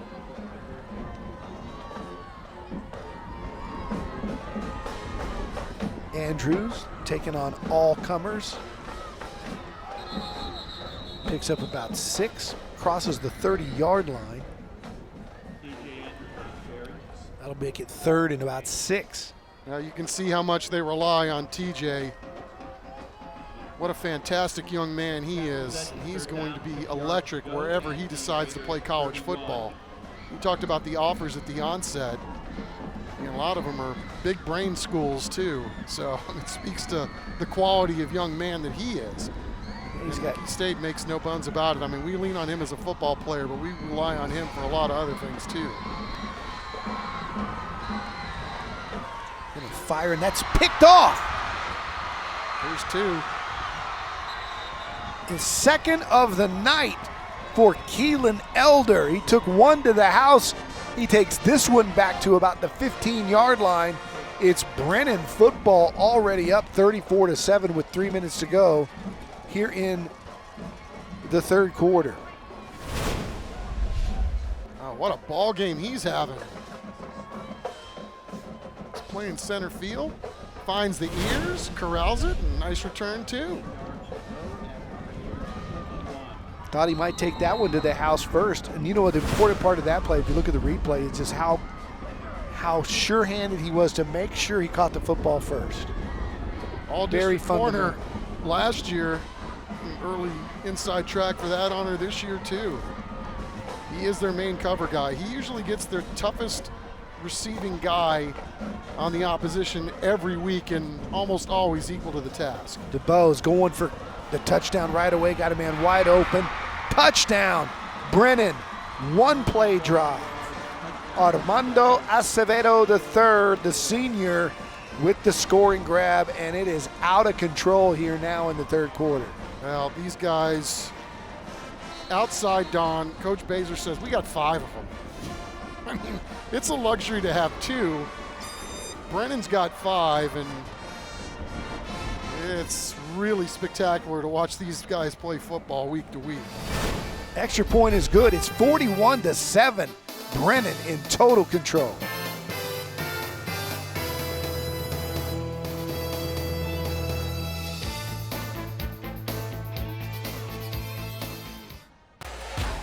You're watching Taco Cabana Thursday Night Lights, presented by the Gomez Law Firm.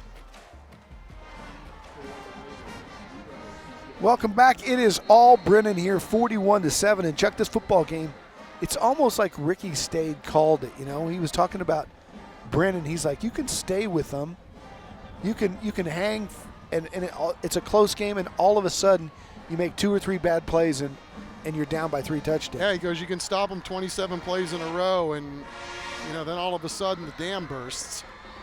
We're seeing a little of that. Taft will take over on their own 23 after the kick and the return. Yeah, I just like when we were talking to Coach Baser this week, when asked to describe his wide receiver group, quote, very good and lots of them. DeBose leads the team in receptions and yardage. Avon Carter presents problems. Seen that. Acevedo presents problems. Seen that. Even our H-backs are very, very capable. Seen that. They really feel like they've got 5 guys that can do it, Don, so it's hard to take any one of them away because they can all get you. And then, they're going to look to see who's getting the one-on-one coverage, and they're going to go find those guys that are open, and more often than not, they're going to deliver.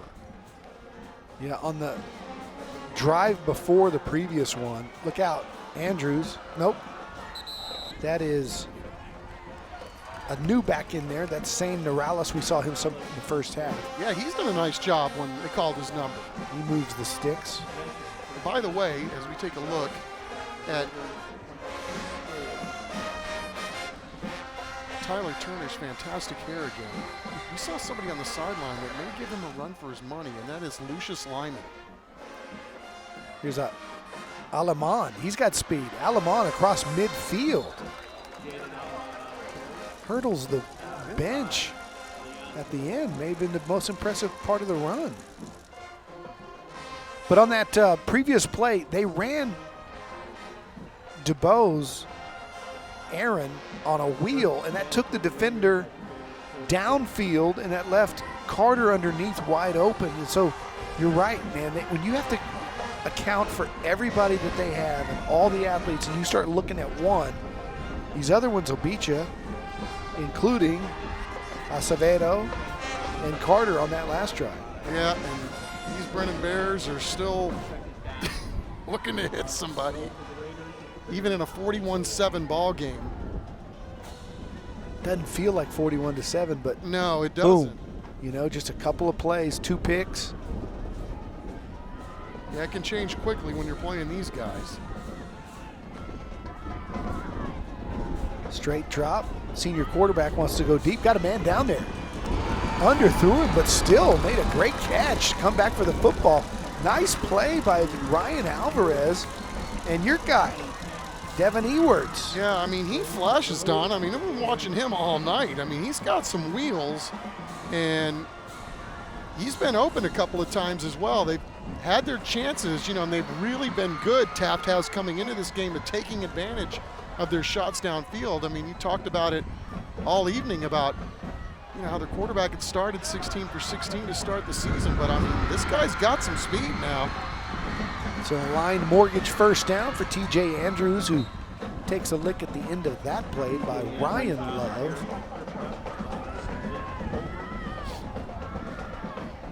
Set up second down and goal with 1:34 here in the third.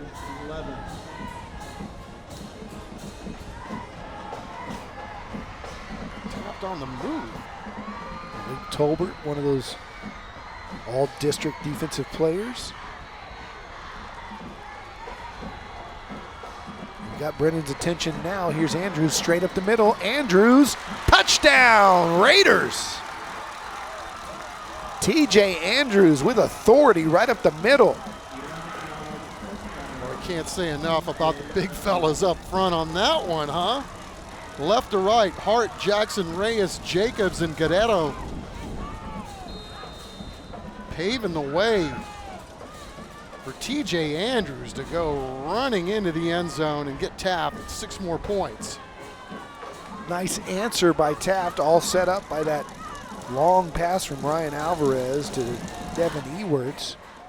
And the extra point is no good, so it'll be 41-13 here as we near the end of the third quarter.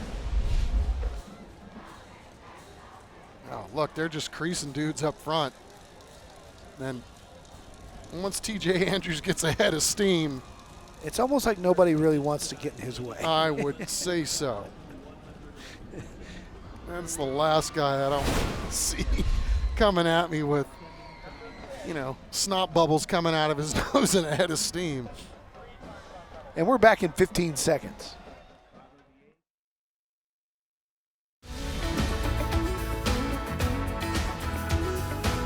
Being a teen ambassador lets me speak up for teens who might not have a voice and be able to connect with other teens around the city.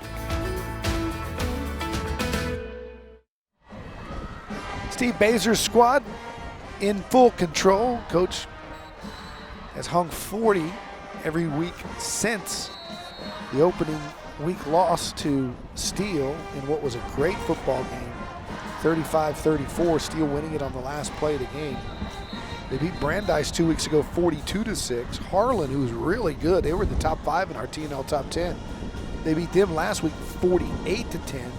So here for the third week in a row, they're hanging 40 on a good football team.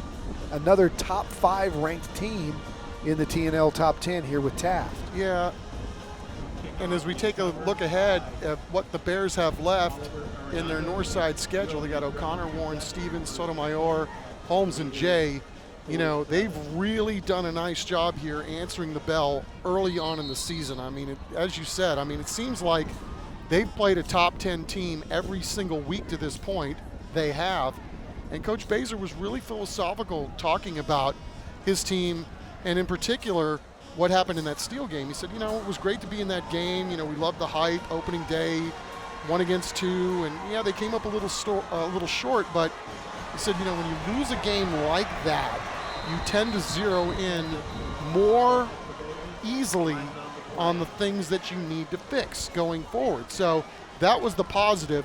But I also got a sense, Don, that he was a little agitated with the outcome of that game, not in terms of Pass winning or interference, losing. Defense, 15-yard penalty, automatic first down. But it was the fact that he felt like they weren't really at their best. And he almost sounded like he had a little chip on his shoulder, like, hey, if we do the things that we're capable of, we hope to see those guys again. And guess what? That loss does not look bad at all now after Steele goes up and beats Lake Travis. Right. Right. We're talking about, you know, maybe elite teams. Right. We may be talking about the 2 best teams in the region, much less the San Antonio area. Inside handoff to Tony, who picks up a few. Mark Kusenberger pointing out also Westlake too. They thumped Judson. Right. And Westlake maybe better than Lake Travis this year. And Judson's quarterback was out in that game, right? If I'm not mistaken, got hurt.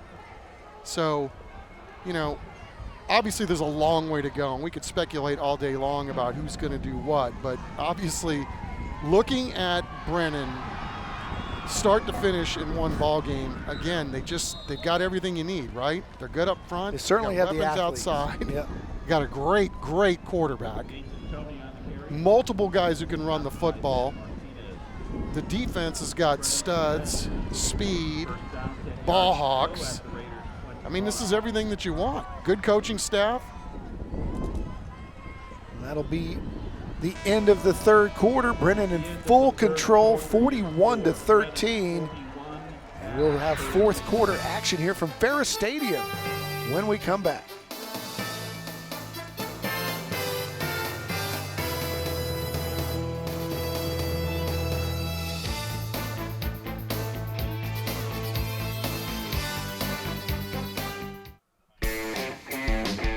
Welcome back. Time for the Texas Med Clinic Urgent Care third quarter. Highlights the third quarter dominated by the Brennan Bears. Jason Love didn't play in the first half. On his second carry in the second half, he scores. And then it's the DuBose to DuBose connection. Ashton to Aaron. And then another interception by player of the game nominee, Keelan Elder. Set up another touchdown, this time to Armando Acevedo. Made it 41-7. TJ Andrews answers for Taft. And that's 41-13. That's where we're at right now. Back to live action. DuBose throwing it away as we begin the fourth quarter with Brennan in full control and driving. Yeah, and I think Baiser's going to really love the fact of what his team has done tonight really on a short week. You know, we talked about it going in that Taft had a bye coming into this game, and Brennan only had a few days to prepare. I mean, again, you're playing the best teams in the city tonight, and to have a performance like this, basically on short notice, is pretty darn impressive. Tony right up the middle, all the way down to the 10-yard line inside the Central Med red zone. That's a Cowboys AC first down here in the fourth quarter. And then Brennan's going to get a bye coming up next week. So they're going to be able to celebrate this one a little bit longer. And it has been mighty impressive what they've done on both sides of the football. They're lining up and playing smash for mouth right now. DuBose going to tick-tock that play clock and drain it. We've got 7-6 to get it off. And now they hurry to avoid 2 seconds, and they just got it off. Inside to Tony. Tony gets inside the 5 to about the 3. And again, don't look for Brennan to be in any sort of hurry here. Although they do line up quickly. With tempo here, maybe they just want to have them off balance and score. Here's DeBose, and we have whistles. Somebody moved pre-snap. Timeout. Taft. Taft took a timeout. We'll take it with them. Brennan up 41-13, getting ready to add to it. Taft wants to talk it over to see if they can stop it.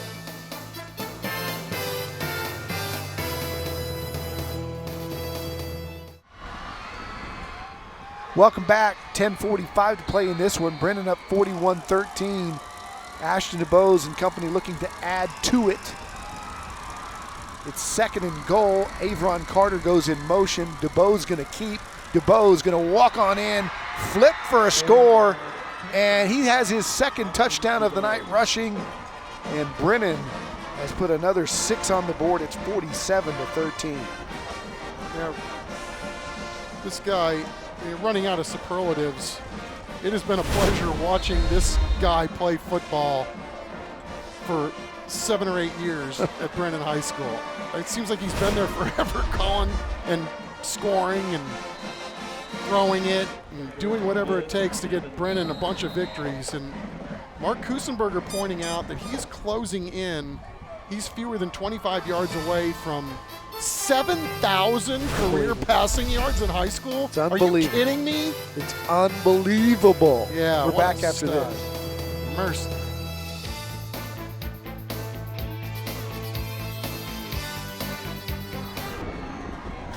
Tonight's Band Cam is sponsored by Christus Santa Rosa Sports Medicine. Welcome back. It's Christus Santa Rosa's Sports Medicine Band Cam, and the bands are still out here going 100. It's 48-13 with 10:41 to go. Flag on the play. And the old kick the ball out of bounds play. That'll give us more time to talk about Mr. DuBose. Illegal procedure. Free kick out of bounds on the kick team. Taft is elected to take the ball to the 30-yard line. First down. You know, Don, UTSA, as you know, has offered him and his brother scholarships. And I think we're both in agreement on this. And I certainly don't want to speak for you, but I've been absolutely befuddled at the lack of Power 5 attention and all that for this young guy. I mean, he is something else. And, you know, completion percentage tonight's not what it normally is, but I have a sneaky suspicion that after early signing day that things are really going to start to heat up for him. I mean, we've been watching this guy play ball for many, many years, and you know, I think of all the attributes that he has, the thing that he's always had that's really impressed me is the fact that he is so calm and so poised, and the game is so slow for him that he sees everything.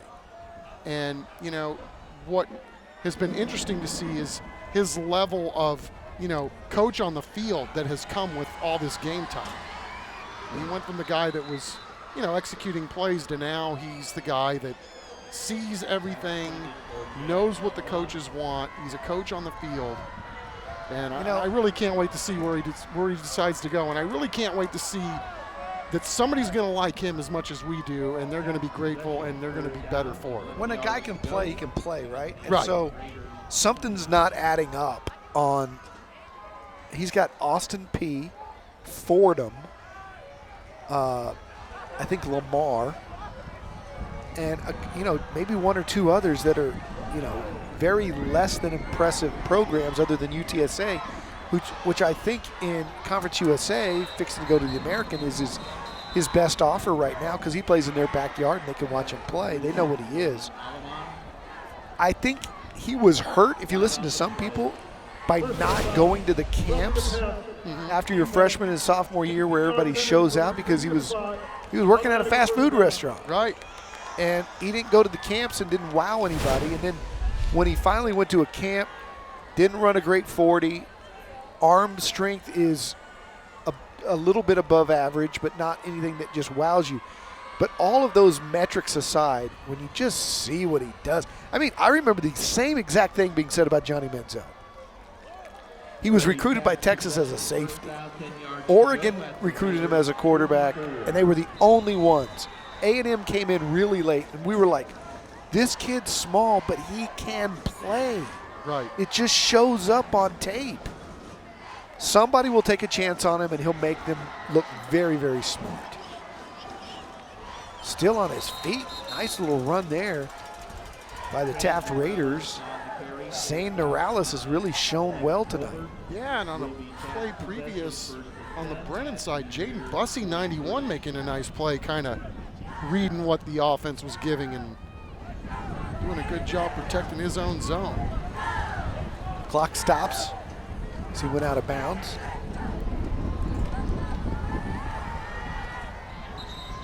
Tyler Turner really enjoys the one-on-one matchup with Andrews and Morales. Tyler Turner, it's almost a alpha contest with him and Andrews out there. Yeah, and does he have his Oregon gloves on? Yeah, he does. Looky there. Love it. He's a duck. 2nd down and 8. Here's Andrews. Whoa, look at this guy. Runs right through by everybody and still churning inside the 25. What a play by TJ Andrews.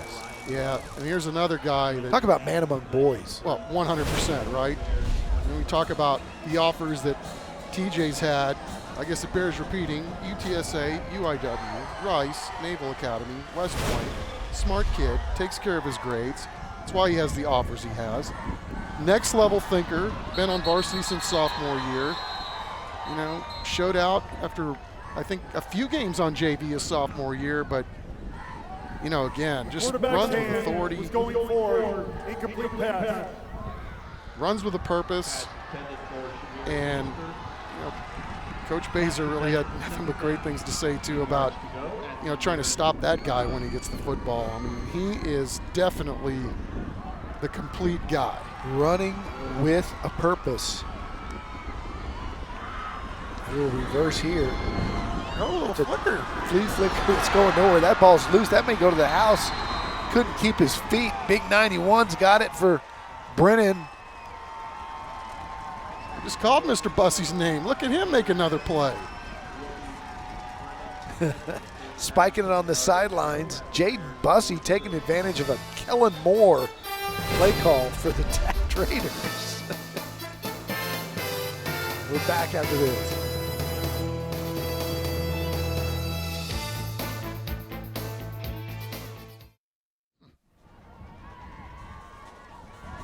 Taft cheerleaders showing off our Monarch trophies tonight. If you have any trophy needs, plaques, business awards, golf tournament awards, kids tournament trophies, give them a call, 210-344-3777, or go online and hit them up there at Monarch Trophy.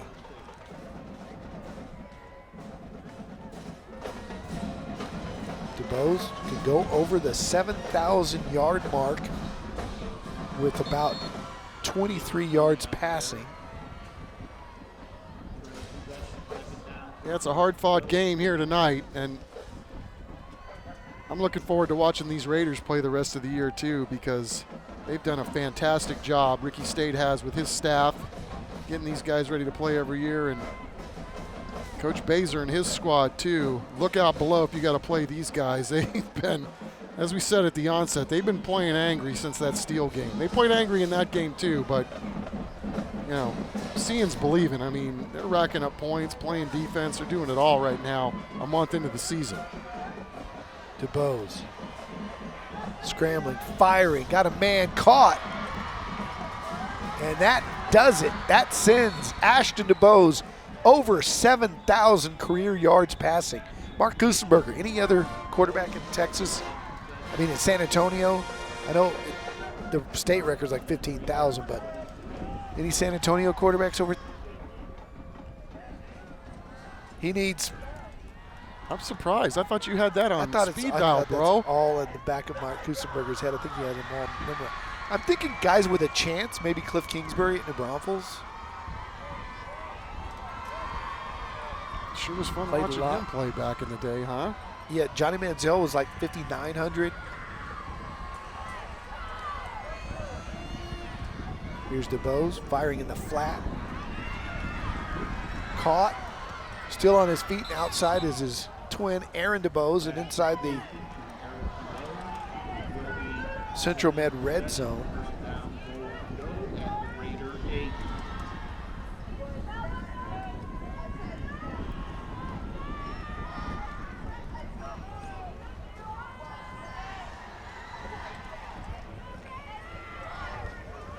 Kingsbury threw for 3,000 yards his senior season alone.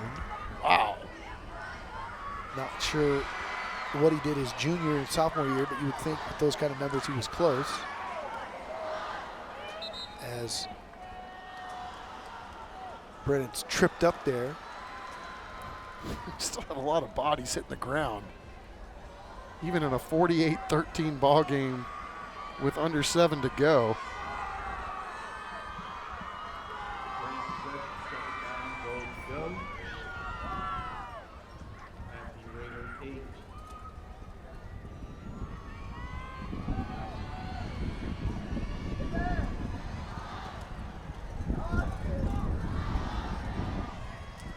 Hurrying up here with 6 to snap it. And they just run over the center. Remember that used to be legal, canning the center? But they dead ball, offsides with contact, defense, 5-yard penalty. That used to be, you're right, on the playground. Chris Koppa says his ears are still ringing from having that done. That's funny. Chris Koffes was a center? I'm just trying to think. I didn't realize, because I thought they banned that like decades ago. Yeah, I think so. I'm laughing at canning, the word canning, because that is what they used to call it.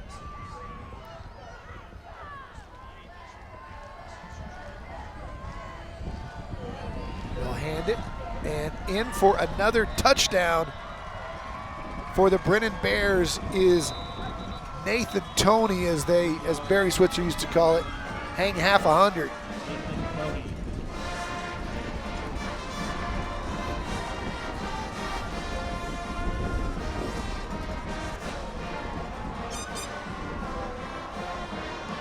Everybody getting involved here in the second half for the Brennan Bears.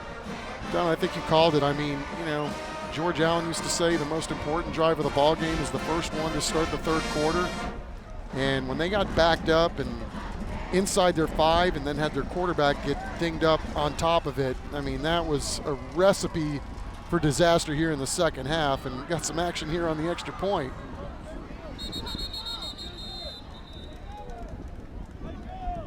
(54-13). There was very little thought that the score would be like this, I thought, when we had the matchup early, number 2 against number 5. And Taft was, you know, represented himself very well in the first half. But you're right, Chuck, that first kickoff of the second half set the tone for the entire third quarter, where the wheels just came off. Yeah, I mean, Taft came in here and had a couple of blowout wins, you know, 2 double-digit victories. It just speaks to what Brennan's got this year. I mean, they are loaded.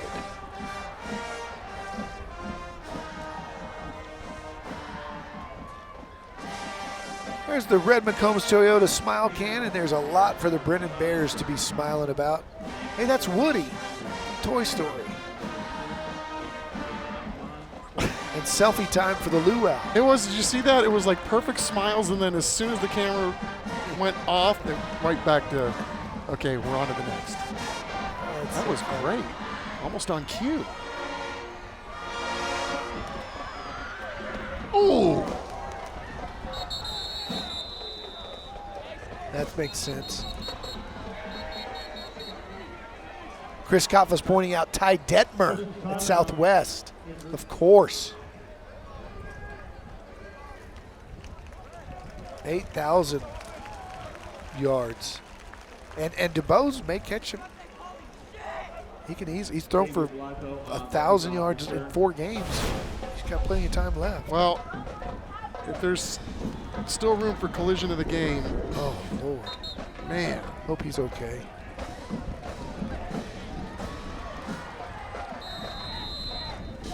Man, everybody's up off the field. I mean, these guys are still getting after it. I'll tell you, it speaks to these programs, too. I mean, there's a whole nother element right there. I mean, they are going to fight you to the end, regardless of what the scoreboard says. Physical football game here at Ferris Stadium. Tyler Turner happy with the result.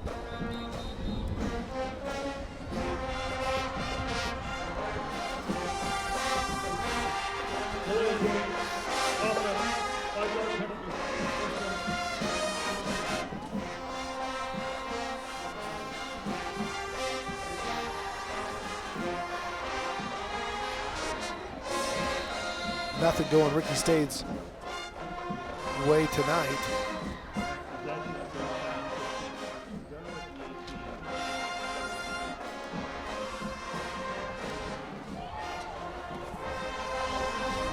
And we're talking about what our collision of the game is going to be, and there's going to be a top 10 in this one. I'm telling you, these guys are getting after one another. Chuck, speaking of, it is time for the Bexar County Sheriff's Office collision of the game, and we're going to go with TJ Andrews saying hello. The Deke leader on steals, Malik Tolbert. I'm telling you, I don't even know if that makes the top 5. What I've seen the last 3 or 4 plays. Just the last 3 plays. Right. Mercy. Well, one team wants to impose their will. The other team mad that the scoreboard looks the way it does, and they're going to fight you to the finish. And it says a lot about Ricky Stade's mentality about this program. Right. He's a no-nonsense guy, and he is building a program of physical toughness and winning, and you will not surprised at all that his team will be physical to the very end. No, I mean, we've been watching this all unfold. I mean, it's really one of the better reclamation project jobs that a coach has done in the entire area. I mean, we talked about how storied the history of the program was, and then it was down for so many years. I mean, these guys now are part of the conversation with being one of the best teams in the area. We wouldn't have said that 5 years ago. I mean, so it's one thing to get there. He realizes now that, okay, the expectation was let's get to a certain point in time where we can compete and win some ball games, but now we got to sustain what we've got. And I mean, I don't think there's any question that he's getting that done. Unbelievable coaching job by he and his staff. And obviously the kids are doing the job too, playing the games. He coached at O'Connor with some of those great teams in 2016 through 2019.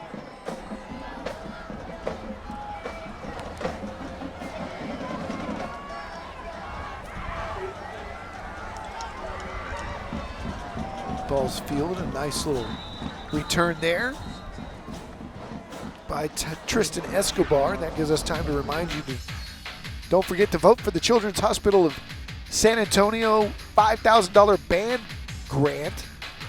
Just scan the code, go to the CW35.com, and the band that gets the most votes at the end of the season will get the $5,000 band grant. Yeah, thank you, Christus Health, for bailing us out on that one. That's a cool thing. Love it. 3 minutes left in this one, and that'll do it for Ashton DeBose. And they'll bring in his backup, MJ Lara. Plenty of backups on the field now for the Bears. They'll hand it straight away. Donovan Metters, the senior running back, will pick up about 4 or 5.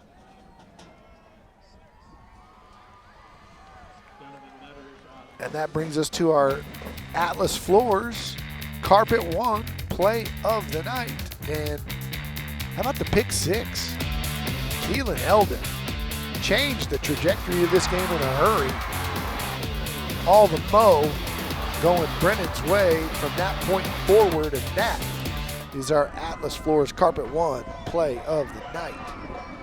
MJ Lara keeping it, and more importantly for the Brennan Bears keeping that clock running as they pick up a first down. Yeah, looked like a little bust on that play, but MJ's had a nice little season too when he gets shot at getting on the field. 5 for 5, can't beat that. 1 TD and no interceptions. So it's tough. You know, you're playing against one of the best quarterbacks the area has ever seen, or playing on the same team. You know, it's tough to get on the field, but this guy's holding his own. Probably playing a lot of other high schools. Cowboys AC first down is they'll run it straight ahead again, and it'll get us inside 1 minute. It'll be second down and 6 as they let Donovan Metters carry the football. All right, loaded weekend on our family of stations. Oklahoma and Nebraska Saturday, BYU, Oregon, Toledo, Ohio State, Fresno State, USC.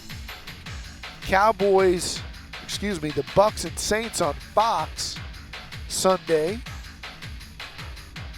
And then on Sunday Night Football, we've got the Bears against Chuck's Packers.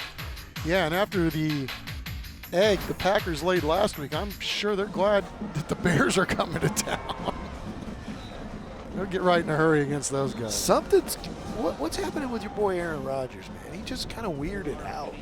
I'm not real sure. I'm not real thrilled with some of the promotional things that he's been doing lately, but you know, I guess to each his own. Who am I to judge? You know, lest thee be judged. He's become kind of a Bill Walton little bit type. Bill Walton on steroids.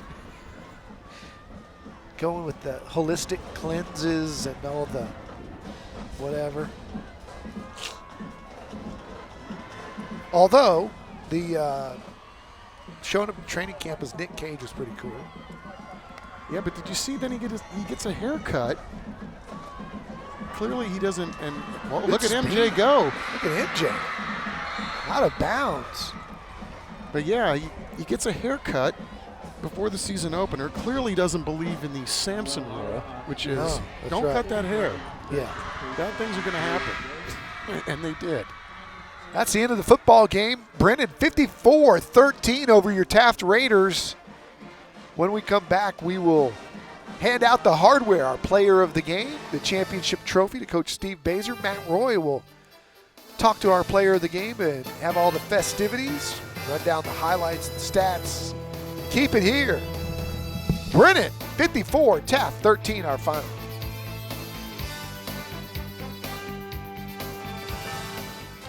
Tonight's broadcast of Thursday Night Lights is sponsored by Taco Cabana, the Gomez Law Firm, Vulcan Materials Company, Centro Med, Red McCombs Toyota, Texas Med Clinic, Align Mortgage, Cowboys AC, the Children's Hospital of San Antonio, San Antonio Metropolitan Health District, San Antonio Sports, Valero, Rhino Roofers, Atlas Floors Carpet One, Air and Plumbing Today, Solve HR, the Bexar County Sheriff's Office, Beluga Air, Christus Santa Rosa Sports Medicine, and Monarch Trophy Studio.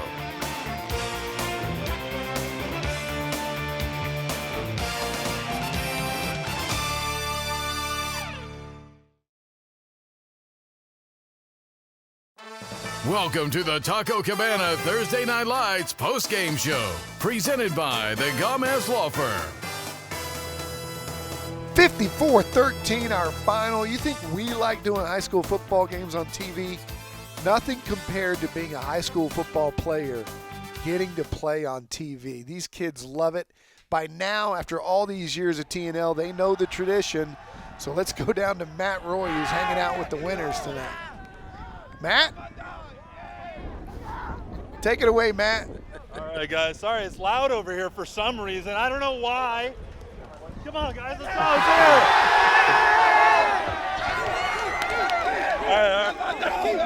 it. I think I scared him at first. All right. We got our player of the game here, Keelan Elder. I don't know why we picked you. I mean, maybe it was the 2 picks. Maybe it was the pick 6. But I don't know. This is for you, my friend. That's for you. You know, Keelan, that pick 6 in the first half, it really changed the momentum. What were you feeling? What did you see on the play? I just, going short, so I jumped it and then took it to the crib. That's it. And if the first pick wasn't good enough, you added one in the second half. How was that feeling getting 2 in this game? Same way. Same way. Okay, this is a pick. All right, how about this? Give me a shout out to your quarterback. Just went over for 7,000 yards in his career, guys. 7,000 yards. All right, guys, you just went 3-1 in a very tough 4-game stretch. How does that make you feel? How proud are you of your team? I'm proud, man. We work hard, so all the hard work paying off. You see it on the scoreboard. All right, man. Well, congratulations. Coach, let's get you up here. All right, Coach. All right, Coach. It is, man. It's shiny. They're not supposed to make him this tall. He's too tall. So, Coach, when I talked to you coming out of the first half, you said you got to execute. I don't know if the third quarter could have gone any better for you, especially those first 9 minutes, especially the first kickoff, just kind of sitting over there. So what did you feel about your team in that third quarter? Well, we really wanted to come out and play kind of like we did in the second quarter, the rest of the game, and we effectively did that, and offense was really clicking, defense was really clicking, special teams was really clicking, and when we do things the way we're supposed to do, hopefully we click, and so it showed in basically the entire second half, which was great, and big victory over Taft, who's a solid team, so feel really good about how we played in the second half especially. We still got to start a little earlier, but overall, great game. Coach, you guys went 3-1, very tough 4-game stretch coming in. How do you feel about your team going into the bye? Yeah, I mean, 2 points away, 18 seconds from being, undefeated, but that's okay. I think we bounce back like we should. That's what champions do. And then it's just a matter of continuing this trend, get better every week, and next game, bounce back kind of a deal. And I guess our next opponent, we have a bye week, but next opponent's O'Connor, so we'll start getting ready for them and hopefully, perform even better than tonight. So Don had a question for you. He wants to know if you're not going to forget your pants next time. I forgot my wardrobe today, so had to go back and get it, but other than that, it was great. All right, Coach, you guys, do you follow the 24-hour rule? You got 24 hours to celebrate, and then you're going to get ready for the next game? Absolutely, win or lose. Even on a bye?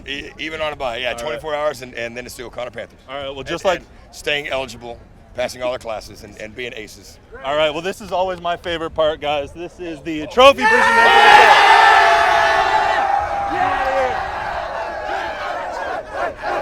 We're coming back to wrap it up. The Brennan Bears, big victors tonight.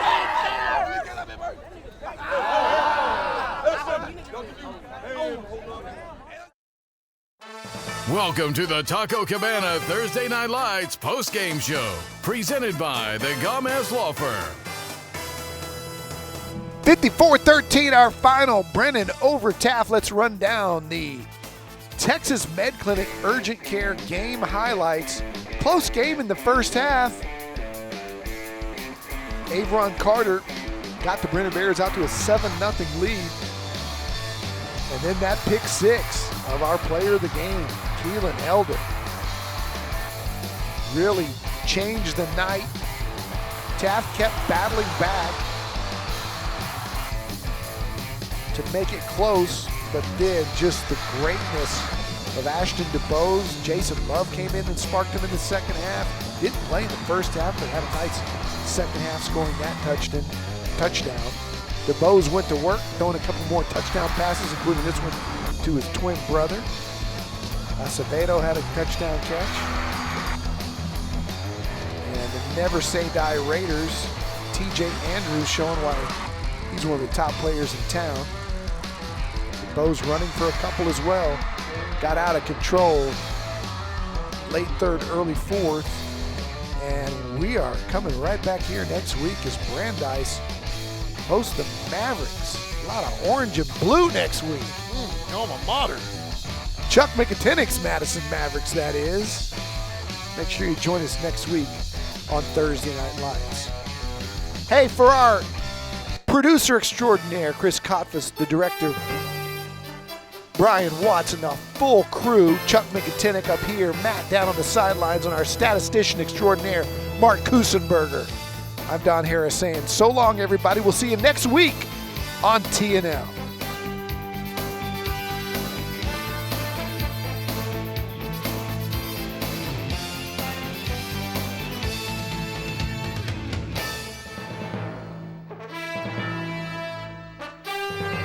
You're watching Taco Cabana Thursday Night Lights, presented by the Gomez Law Firm.